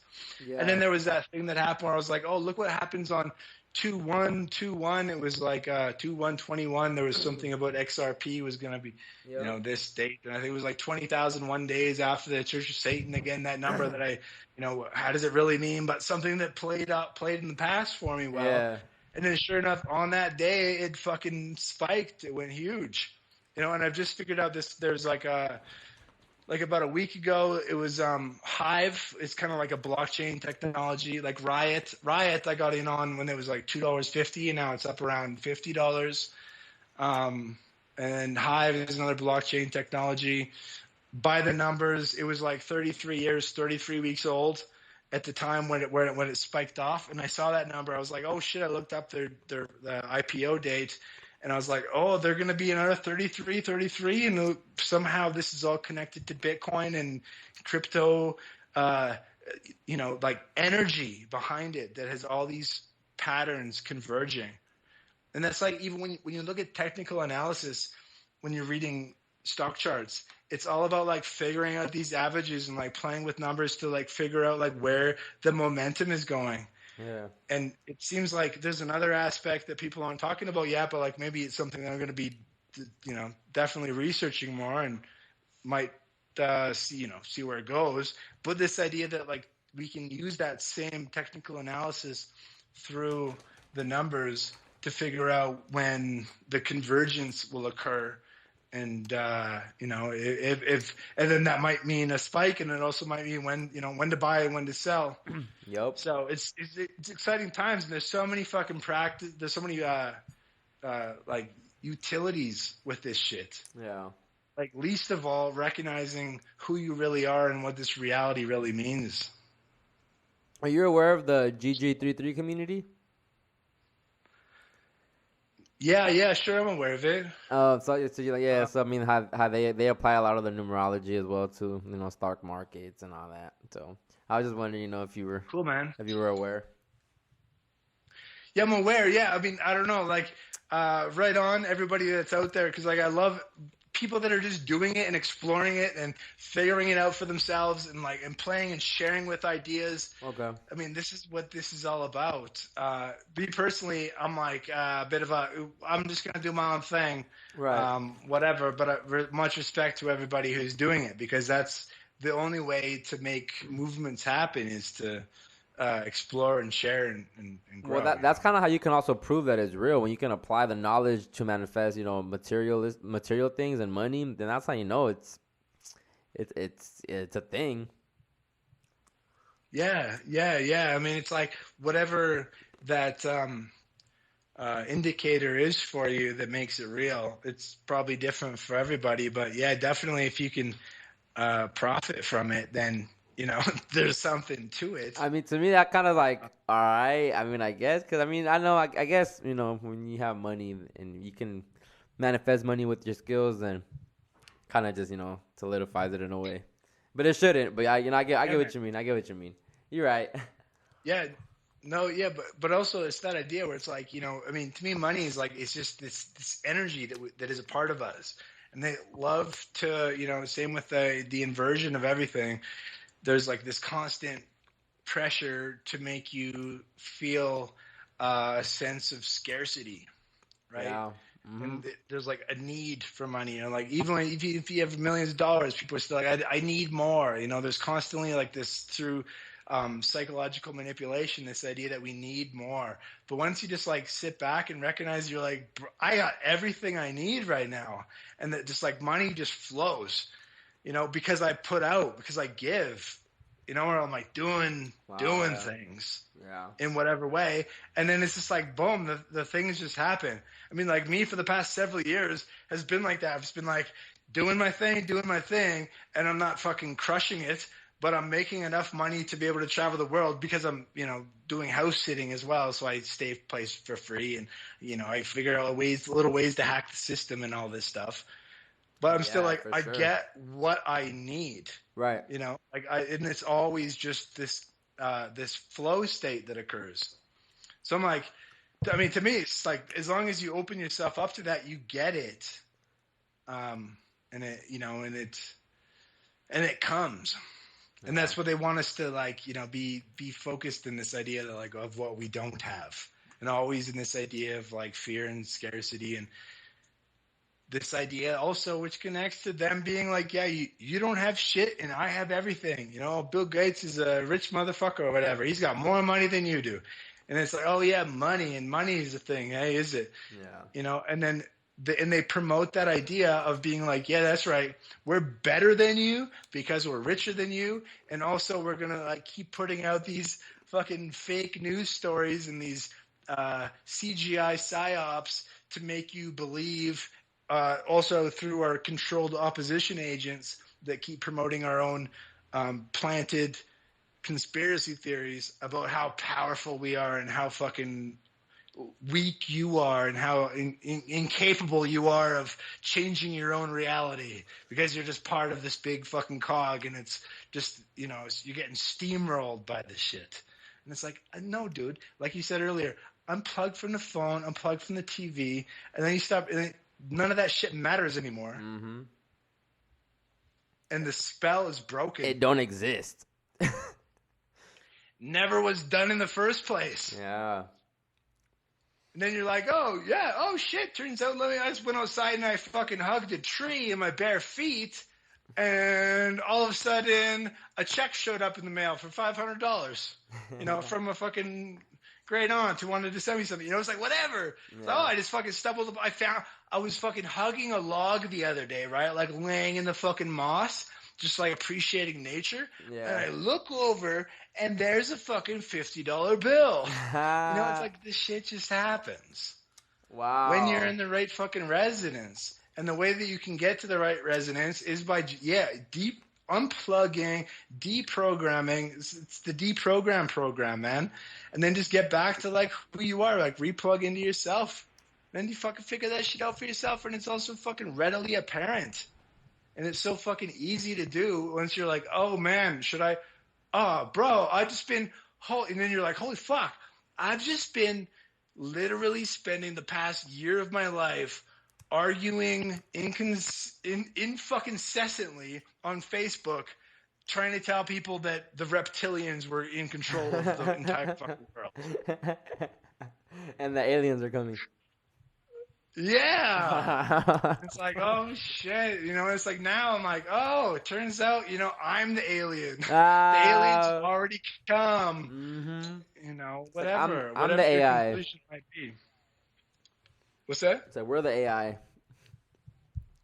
Dude, and that also might be the thing, like Westworld shit, where Mm. it's like, and like, because I love the Westworld metaphor because they say the whole point is that like it's continual trauma, like the Man in Ah. Black who was the fucking bad guy, the villain at the beginning, and then you realize that oh shit, he was actually trying to wake these motherfuckers up. Yeah. And it required constant and continual trauma in order to remind them of who they really were. And it was like this deep programming that they just like forgot, just like this concept of being reincarnated and forgetting where you came from and forgetting your past lives and all that shit. It's like, and then now we're just in this matrix and it's all it is. And then we have psychedelics and we have meditation and we, do numerology and we figure out all these ways to get around it and start to remember. That's why it's like I love that concept of remembering, bro. It's like every time that I learn something new, I'm always like, oh, I feel like I just remembered. But Westworld, man, AI, we're the AI. Yeah, fucking of course. And so we might be. That's why I love this idea as well. Sorry for fucking rambling here, brother. But it's this concept of like maybe we just regained consciousness this morning. Yeah. We were like the Matrix just began at fucking 8 a.m. today. And everything that I know is a false memory that's been implanted in my system. Mm. Could be, because Yeah. anything could be at this point. And it's a nice another way that ties back into that philosophy of just being like, you know what, fuck, like none of the shit that I've done or that has been done to me or any stuff in the past only exists in my mind. So we may as well operate as if we just got plugged in, turned on this morning. Yeah. And now where do we go from here based on what we know now? Kind of like that movie, like Ready Player One. You seen that? Oh yeah. I saw it a while back. I remember seeing it on a plane. It was like, yeah, the total fucking video game holographic Yeah. reality tapped But into, basically, right? we're not putting on the actual the video game on yet. We were just like, no, that's like waking up. Basically, you wake up and you start playing the game. Yeah. Totally. And like the video game metaphor has been like the single most profound analogy of my life. Mm. It explains everything. Yeah. And back, this was like a few years ago. I started to figure it out, and I was like writing all this stuff about it, and I was like making notes, figuring it out. And then I went and I looked it up on the internet, and I'm like, oh shit, people are talking about this. Yeah. And I'm like, I thought I fucking came up with it, but I'm like, no, but that's also the idea of like the fucking 100th monkey or whatever, or like the collective consciousness, that it's like it's out there. I had never heard about it, but I was coming up with it. But a bunch of people are feeling the same way because it's so accurate to what we're going through. We level up and we have these challenges and we gain experience points and we, acquire whatever fucking objects that will help us achieve our quest. This quest ion, which is question, by the way. Question means quest ion if you break it down. Ah. Here we are, especially now, if you follow the evolution of gaming, you can start with some Mario shit, and now when we can put on a virtual reality helmet, it's like, well, this is clearly like I put on a helmet, and I'm like, oh man, I forget that I'm a human being having an experience here, and that's like, it's telling us something. It's like as if when we die. It's like, oh shit, you take the helmet off and you're like, oh, whoa, I forgot where the fuck I was and who I was. I like that. I like that analogy. Yeah, because it's a game, man. And it's Yeah. ultimately, GameStop. And that's like, there's like that subtext behind GameStop is like, sad shit. Like, Is that why those stocks went up? Like, think about the stocks that just went up all of a sudden, right? It was the GameStop one, the AMC one. GameStop is video games. AMC's like movies. Everything's a movie. Everything's fake. Like, right. that's crazy. What was the other one? I think it was a BlackBerry. I don't know what the other one was. Yeah, BlackBerry, but also, like think about BlackBerry. That was like the most fucking archaic technology as well. But it was all like these, like you go GameStop and it's like you get AMC, which is also AMC. I feel like a lot of AMC was like old movies. Did they do that? The point old movies, but Breaking Bad and shit, and they were doing like old and new maybe, and then GameStop, the GameStops, but also like video games, like getting that promoting that shit. And then yeah, fucking BlackBerry. Like who do you know a single person who has a BlackBerry phone these days? Nah. No, but at the same time, it's like, but then they go, no, man, BlackBerry's actually like, I think they're into like 5G technology and stuff, and they're like moving things forward, and they actually got like a lot of like AMC is kind of whatever. GameStop definitely has no true value.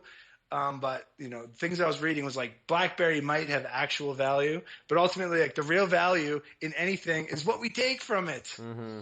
And especially when we have What? a little discussion like that and see, What? oh shit, that's the real value is the fucking subtext. Yeah, well, symbolically too, like the stocks that did go up. Bro, it's just funny to me. I'm looking at it right now that it was like a video game one, a movie one, and a phone one. So everything that we see Yeah, illusions on, that that's just right, that like they're taunting us again. They're right in our faces, bro. basically. Absolutely. Like you said, everything that we need to unplug from. Yeah, Yeah, Those exactly. are the ones that blew. But then Yeah, they that's also, but true. again, like, yeah, they spiked, and then it was that whole thing that is, the constant theme with all that shit is like, the people who are watching the trends and they see it and they get on early, and then like, once you hit like 100% profit, you take, sell 50% of your shares, and then like 50% and then eventually, and once it starts to fucking dip, like that it's gonna balance back out again. But there's still the rookies that hop in and they hop in like, oh, it's gonna go to fucking $1,000, GameStop, whatever, and ultimately it's telling us that as well. If we're looking at things symbolically, that it's like all these things, these concepts, these screens, these Mm, aspects that we plug into, these false realities that are projected to you, that you bow your head to, they crash. Like there's a spike, and like that's where we are now as a society. And yeah. here's where we're going. If you keep fucking bowing your head to that shit instead of the fucking glory and majesty of the universe. Well said, brother. Well said. Right. How do you feel about Because I see this tweet that you said, but how do you feel about astrology? Because you said astrology advice for 2021. Stop being a little bitch and human up, and I agree. Yeah. It's good advice for everybody, whether you believe in astrology or not. well, But yeah, yeah. well, What's my take on why'd you say astrology? astrology? I dig astrology again. Like this, that whole idea. It's especially because of my understanding of numerology and gematria and all that shit and the Right. patterns that go on and how just the fucking matrix projects itself so wonderfully, or the Yeah. source field, whatever the heck, that it's Yeah. like all this like perfect fucking poetic perfection that goes on all the time that I always have to just take my cap off to. It's the same thing. It's just that I Yeah. don't know astrology, but a buddy of mine, Spirit Vehicle, she does some fucking stellar stuff, and we've had fucking long conversations about all this, and she understands it so perfectly to the point where I'm like, yeah, like it not just reading your horoscope in the newspaper, but actually like figuring out all your rising signs and all that stuff that I don't know about. Right. But when it's explained to me, especially when it's explained to me my own detailed charts, I'm like, whoa, of course. But I'm like, there's no surprise because I'm like, yeah, same with like, I do my own personal date numerology, and I'm like, boom, like there couldn't be a more perfect fucking explanation. Just when I punch in my numbers and like correlate it to what the text says about these aspects. So Mm. like I just got mad respect for it because it's all the same thing. It's all about energy and vibrations and somehow the interplay of everything as one. So I love it. I don't know much about it, and like maybe I'll learn more about it someday. I got other shit to do though. So I'll leave it up to the experts. Spirit Vehicle, check her out, and it's just like, man, because it's all the same thing, and it's all connected to our subconscious, to our consciousness. It's all connected to this idea that we're part of it. There's no man is not an island. We're all part of the same fucking island, earth, whatever the fuck you want to call it. We're there together, experiencing it, feeling it, like inhaling, exhaling energy. We're all there. Yeah. You know, it's all very fucking real and so fucking vivid. And all it takes to really, you know, for anybody that's like, no, well, you know, but also but we landed on the moon in like 1969. All right. Yeah. And like, well, but at the same time, like we did evolve from, you know, single cell organisms to the point where we were driving a car on the moon. So how do you explain that? Oh yeah, how do you explain random collisions and coincidences? You know, it's like, that's cool, man. If you want to believe that, like fucking like right on. I did a tweet the other day that I was like, yeah, like one of my best buds, total fucking science nerd, mainstream, loves the shit, and we get into it, we riff, we fucking go all night, and it always ends with a high five and like a fucking A, bud, for your convictions and for fucking standing up for your own fucking understanding of reality. Yeah. I like that. Like diametric opposites, me and this dude, as an example, as a microcosm. It's like, oh man, like I'm like, you really believe, you know, like you can't. And he's like, and the same thing to me. He's like, but how can you, you know, like when this is that and you still believe that? I'm like, okay, yeah, but we can still be like, yes, buddy, I fucking love the way that you debate, shit like that, you know. So anyway, this point of like, where the fuck, who knows where it came from where and what the fuck astrology is and who the fuck landed on the moon and what's what and what's left and what's right. The point is, here we are having our own unique, wonderful fucking experience, aren't we? Yeah. I don't know about you, bro. I know you are. I don't know about you. Come on. You're having a fucking amazing experience. Yes, I'm having an amazing experience. We're having fun. And ultimately, all that stuff, astrology, the numerology, the gematria, honestly, is all really, to me, the way I look at it, it's just tools to the matrix. That's the way I look at it. If you want to apply it, I don't know, in any type of way, but... And then some people get too consumed by it, and then when it doesn't work out the way, it's like, oh well, you know, because I'm just a Scorpio, so and whatever. And it's like you can't just make excuses for your shit either. No, totally, bro. Because you know, if you say, oh well, yeah, you know, the reason I can't do that shit is because I'm a Scorpio, so therefore I'm like born with this limitation. It's the same way as being like, oh, you know, like. My dad had a fucking illness, and so I'm gonna have that same fucking mental disorder that he did. And like, you know, my grandma had you know, she understood reality, or so therefore I do. Or like in my actual case, like my mom's dad was a Grandmaster Freemason, and my mom's mom was a Grand Matron of the Eastern Star. And I'm like, and yet here I, like, fucking top notches of their field, and yet here I am fucking exploring the mysteries just like they were. And I've said it before. I haven't said this in years because I said it back in the day, and people were like, oh, that means that you're a fucking Freemason, and you're a fucking party, you're a controlled opposition. But to me, it's fucking trippy, because I'm like, however the fuck that happened, here I am. Yeah. And I was not, they died before I was able to talk to them, although I got to talk to my granddad about it for a little bit before he died. Yeah, you're 33, brother. You're 33. Yeah, I got 33 in my essence. I'm not at 33, I'm an 8. But I got 33 essence in me, you know. But like, for example, like, let me share that since I brought it up. Sorry to go off track, but I got to talk. It's super interesting because I got to talk to my granddad and ask him, like, this was just when he died in 11/11/11, right? Mm-hmm. Grandmaster Freemason dies in 11/11/11, 33. Yeah. And I was like, what?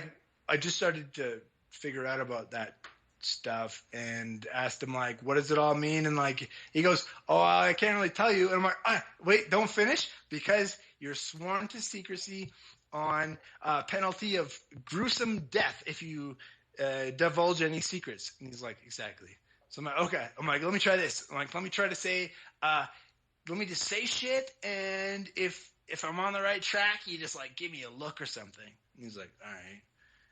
Well, okay. So like, you guys love symbols, right? And like symbols have deep meaning because it's all about like the way that it interplays and interconnects with reality and like how we do too. And he's like, yep. And I'm like, so then and like you manipulate those numbers, or like they can be used to project the kind of the reality that you want. And he was like, he's like, very nice. And I was like, okay, there's like, what about like sacrifices? I know like like there's this whole thing that I've read on the internet about like how, back in the day it was like animal sacrifices, but now with like the Freemasons, there's like actual human sacrifices. I asked him that shit. Yeah. And now he finally he stops doing like the cool fucking suave nodding his head and gave me a little cool eye look. And he goes, some of the older people, or the older folk or something like that, he goes, some of the older folk do some weird stuff or do some strange stuff, but like you don't have to worry about that. And I was like, whoa. I just asked you about human sacrifice, and you said some of the older folk do some strange stuff, but don't worry about that. Damn. So I'm like, okay, that's cool. I'm like, damn. I'm like, I gotta ask this guy some more questions next time. And then he died. So I was like, okay, that's all I got. But then I went to, I did a fucking, yeah. Who knows what's real out here? But like I was gonna say, I went to a psychic. She channeled grandfather in. He told me deeper understandings in only ways that he could say. Damn. So I was like, and what does that mean? And that's why, like, I've had so many fucking like trippy experiences with reality that just leave me with like no question that we're part of some fucking amazing, wonderful, thriving, live being. That we're all part of like this fucking, like we're living in a lucid dream or something. Because it's not like I've read this shit in a book. It's not like I just fucking did some numbers and came to a conclusion. It's like I've had like deep like psychedelic experiences, like not just through psychedelics, but through deep meditation and stuff that like have led me to this conclusion that we're living in a fucking matrix. 100%. I do believe that. I actually found your Bitcoin tweet. Yeah. Oh yeah. But bro, fuck the Bitcoin tweet. People can find it. But why do you believe that we're living in a matrix? Because of stuff like this. Like I don't believe in coincidences. So all this when I really got into astrology and numerology, and I didn't really get too much into the gematria. More like I know about it, but I didn't go too crazy into it. And I started seeing like people like you bring up like all the correlations and the the quote unquote coincidences. I'm like, nah, this is rigged. This is like, come on. If people, especially when people can make money off of it, because if you can make money off of it, that means you know how the systems work, you know how they're doing things. So if you can finesse, if you know the information and the knowledge that they know, and you can apply it to your lifestyle, and you can better your lifestyle like that, then to me, there's a certain way that this matrix is being ran, and that actually is working, So the little stuff like that, and then human vibration with the lines of purple and the illusion, and seeing it all in the media, seeing everything, and then realizing that, we are making up a boogeyman. They tell us that Bill Gates is after us. They tell us everyone's after us. And it's just the boogeyman to keep us in fear and keep creating that reality for them. So when you realize all that, it's like, okay, yeah, this is a video game, and I'm done. That's why when I got off my social media, because, when you go on social media, people are saying, yo, times are crazy. Everything is crazy out here. But when I step outside my door, it's not crazy. So, but I understand that maybe in some places, people are, going through it, but who knows? I'm not there. I'm here where I'm at, and this is what I'm seeing and experiencing, and it's not what is on the phone. Exactly. So much of our collective experience is designed through this projected collective that we go, we affiliate so much with this concept of the other that we can see something on, especially if it's, most people are sharing it on Instagram or whatever, I'm seeing it on the fucking news, so therefore it must be real. It's like, no, bro. Like once you recognize that aspect of like, that's all a fucking, like a spell, a metaphysical projection, a spell for sure. spell casting motherfuckers Mm-hmm. that are brainwashing all these cats into believing a certain thing. Yep. Then you're And like, oh yeah, actually, like that's not me. That's not me. And that's why, like, that's what ultimately, like, all this should ultimately come down to, right? Because it's like, who the fuck knows? Sure, but one yeah, thing that we can agree on is that we're clearly this shit is being fucking staged and scripted. it's clearly not what they're telling us. That's what I tell people. I don't know what it is out here. Right. Don't believe anything that I'm saying, but don't Definitely. believe what they're telling you either at all. Right. Totally, bro.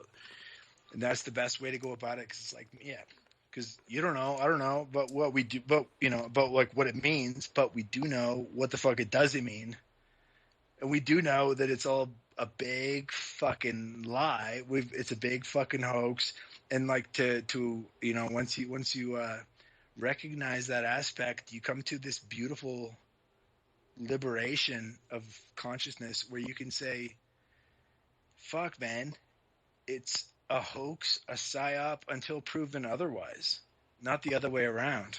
And it's Facts. so fucking liberating. Facts. I like that. Well, Brother And you just gotta do Berg, your own thing. Yeah. thank you. Thank you so much for this episode, this conversation. Thank you, man. Thanks for having me, buddy. It was fucking really cool talk. What? Yeah, buddy. We got into some stuff. I could keep going. I know, man. It's amazing, Thank you for giving me your first, podcast, the first podcast you do. I appreciate it. Yeah, man. Thanks for taking my V card, as we say up in Canada. It is March 3rd. It is the 33rd episode of CHRISPIRACY. So, so thank you so Yeah. much because, Bro, that's my favorite number, pleasure. so I wanted to make it a special Yeah. episode, so appreciate you. Hell yeah, man. My pleasure to be here. You forgot that one important point, though, that it's also 330 days remaining in the year. 303, is it? Yeah, 303 days remaining in the year. Oh. 33 is everywhere. And 33 is everywhere you look. It's like all you have to do is just tune in and you see it. Once you see, you can't unsee and all that shit. Because ultimately, hey, what's this all about? It's all about like us discovering, no, rediscovering who we are, who we've always been, and then manifesting that reality that is beneficial to all human beings, to us, to our loved ones, to every fucking person out there, all the fucking first person players, all y'all, hats off, because the first person players, fuck the NPCs, they don't know what they're doing, so also like just don't give them a hard time, because like they don't fucking know any better. But for the first person players, you got a fucking responsibility on you, don't you? So get out there and fucking manifest something, and let's co-create a beautiful reality. Beautiful. Let's co-create a beautiful reality. And thank you so much for expanding my mind as well, Brother Berg. I really appreciate it. Thank you, buddy. You have a nice evening, night, and thank you again. Yeah, bro. Keep fighting the good fight, will you? Will do, brother. Thank you. Yeah, man. Later. Later. Yes, Sirski. There it is. Brother Berg. That was good. That was good. That was good. That was good. The number 33 is very important. Don't matter if you believe it or not, because the people that run this shit, or the evil hand that got this way in here, they seem to like the number 33. It seems to mean a big significance to them. It seems to be of significance to them. See, I try to fucking sound smart and I sound stupid. It seems to be important to them, and they're utilizing that number 33. And it's weird. Like, why does an artist's parents' death happens, and then maybe another family member's death happens, or something crazy in their music career happens, and then it's like 333 days between this. It's just very weird how it works. It's very interesting. And I'm very intrigued. I'm intrigued by this shit. And like we both said, that's what I appreciate that about Brother Berg, that he was saying that even though we can get into all this and we can find the similarities, we can find the coincidences, we can find the pinpoints, the numbers can make sense, the astrology can make sense, even though we still don't know shit, we don't know where we're going, we don't know what's gonna happen, we don't know nothing. We have to just enjoy the present moment. And I like that I had this conversation with him, because I've kind of been on that journey already. I switched paths real quick. I'm real quick to be going down the wrong path and realize, oh shit, this is not the right way. Let me cut over this way. And then maybe go down that path and be like, oh shit, like I'm still going down the wrong way. Let me go over this way. Until you finally figure out, and I feel like I'm not saying I know it all, but I feel like I'm getting to the path. I'm getting to the path where I'm comfortable not knowing anything, and I'm comfortable being in this path of I'm down with that, and who knows, and maybe, and nah, or hey, cool. Like who cares? Like I'm not worried about that. Why are we worrying about that? We create shit to worry about. We create shit to fear. Well, they give us propaganda and we create the fear in our mind. You got to unplug and get out that mindset. And I appreciate how Brother Berg, how he said, like, it's a beautiful world. Yes, it's beautiful. Some people might be going through it. I'm not there with them. The shit, maybe the videos that we see of people, who knows that they're fake, and it's just to create that sadness in people, so they can get donations, or they can start they create a cause, and we can start donating money somewhere. And these people, these elite, they know how energy works, so they know how to get us. They know where to show us through these TVs, through these social medias, and we fall for it because we're so glued to these devices. And yes, I'm not gonna lie, I still be on my phone, not 24/7 no more, but I still get on it. But I'm able to differentiate the phone from real life. I leave the phone alone a lot more now. I don't care about missing out no more. I'm gonna go on there and read the tweets from within the last hour, if that, and then I'm off. I don't care. Before, I used to want to always be on there because the information that was coming in at a rapid speed at one point for me, that I thought was really that I thought was important information that I needed, whether it be all the QAnon stuff, whether it be all the conspiracy theories, the like paperclip, and even though that maybe they are real, who knows? But it's fun, and I like that I know about them. I like that I have the knowledge of them.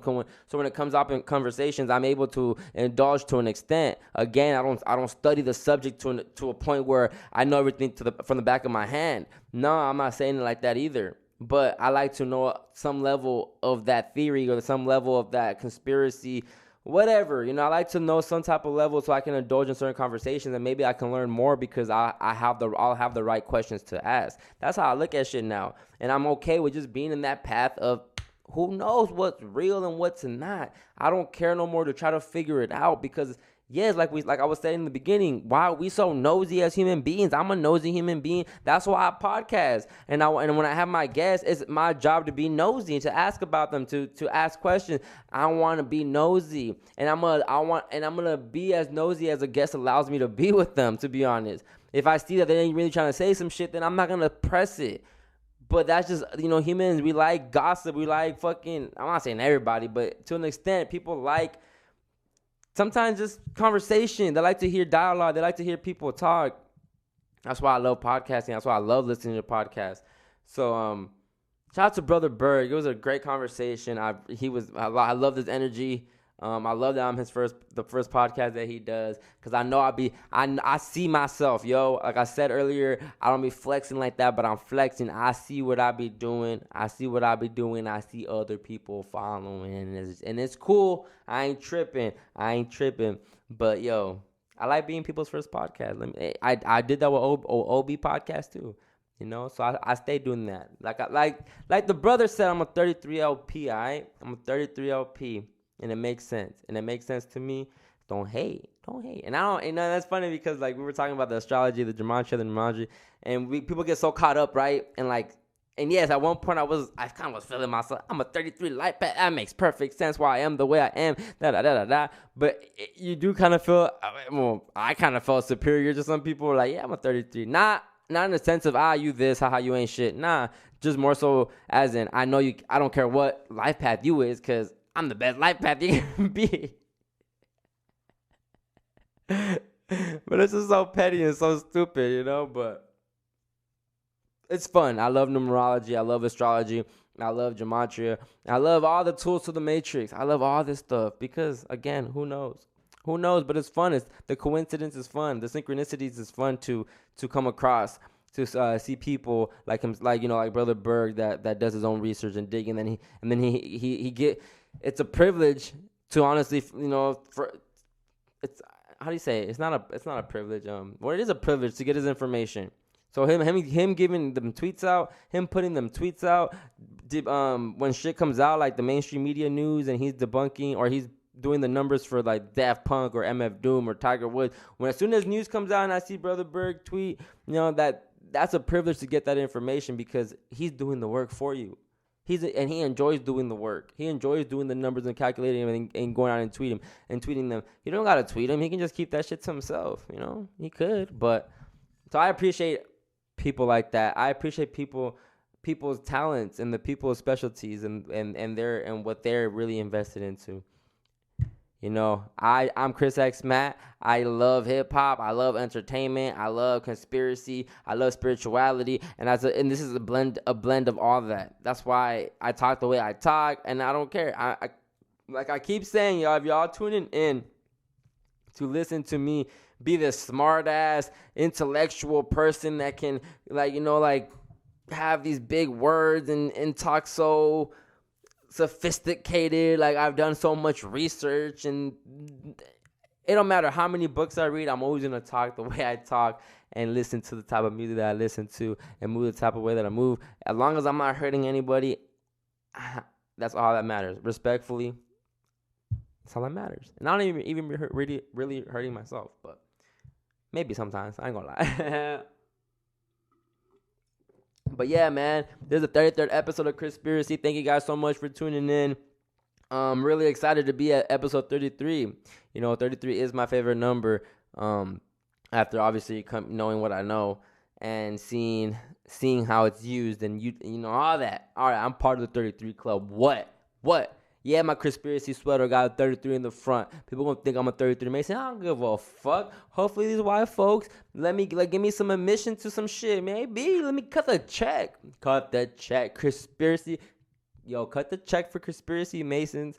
I'll rep 33 all day. Yeah, you can give me a sheet and I'll push your agenda, but I'll tweak it with some CHRISPIRACY swag. I'll do that. Or, just send me an Addy. I'll send you a sweater. I send you a 33 sweater. It's all love from CHRISPIRACY. But yeah, thank you guys so much for tuning in. Again, thank you guys so much for listening to CHRISPIRACY. Thank you guys so much for sharing this podcast. If you do, thank you guys so much for listening. I already said that. Thank you guys so much for sending it to a friend. I already said that, right? And I feel like I'm being repetitive. But thank you guys again, for real. And shout out to all the guests for bringing, eyeballs my way. Because it does help. It does help the platform. I love having new listeners. And I see my plays going up. I see and I can always do better on my part, like I said, promoting. But we're gonna manifest that, man. We're going 33 all this shit, right? This all 33 energy. Don't forget, CHRISPIRACY dropped July 22nd, 2020. You go do the math on that. Go do the numerology on that day. You feel me? And on that note, I'm out of here. See you guys next week. CHRISPIRACY. Okay. Grab your folders in your bags. It's the end of class. Good looking Chris X Matt. We'll be sure to make it back for the next session that you're hosting. See you bright and early next showing. Grab your folders in your bags. It's the end of class. Good looking Chris X Matt. We'll be sure to make it back for the next session that you're hosting. See you bright and early next showing.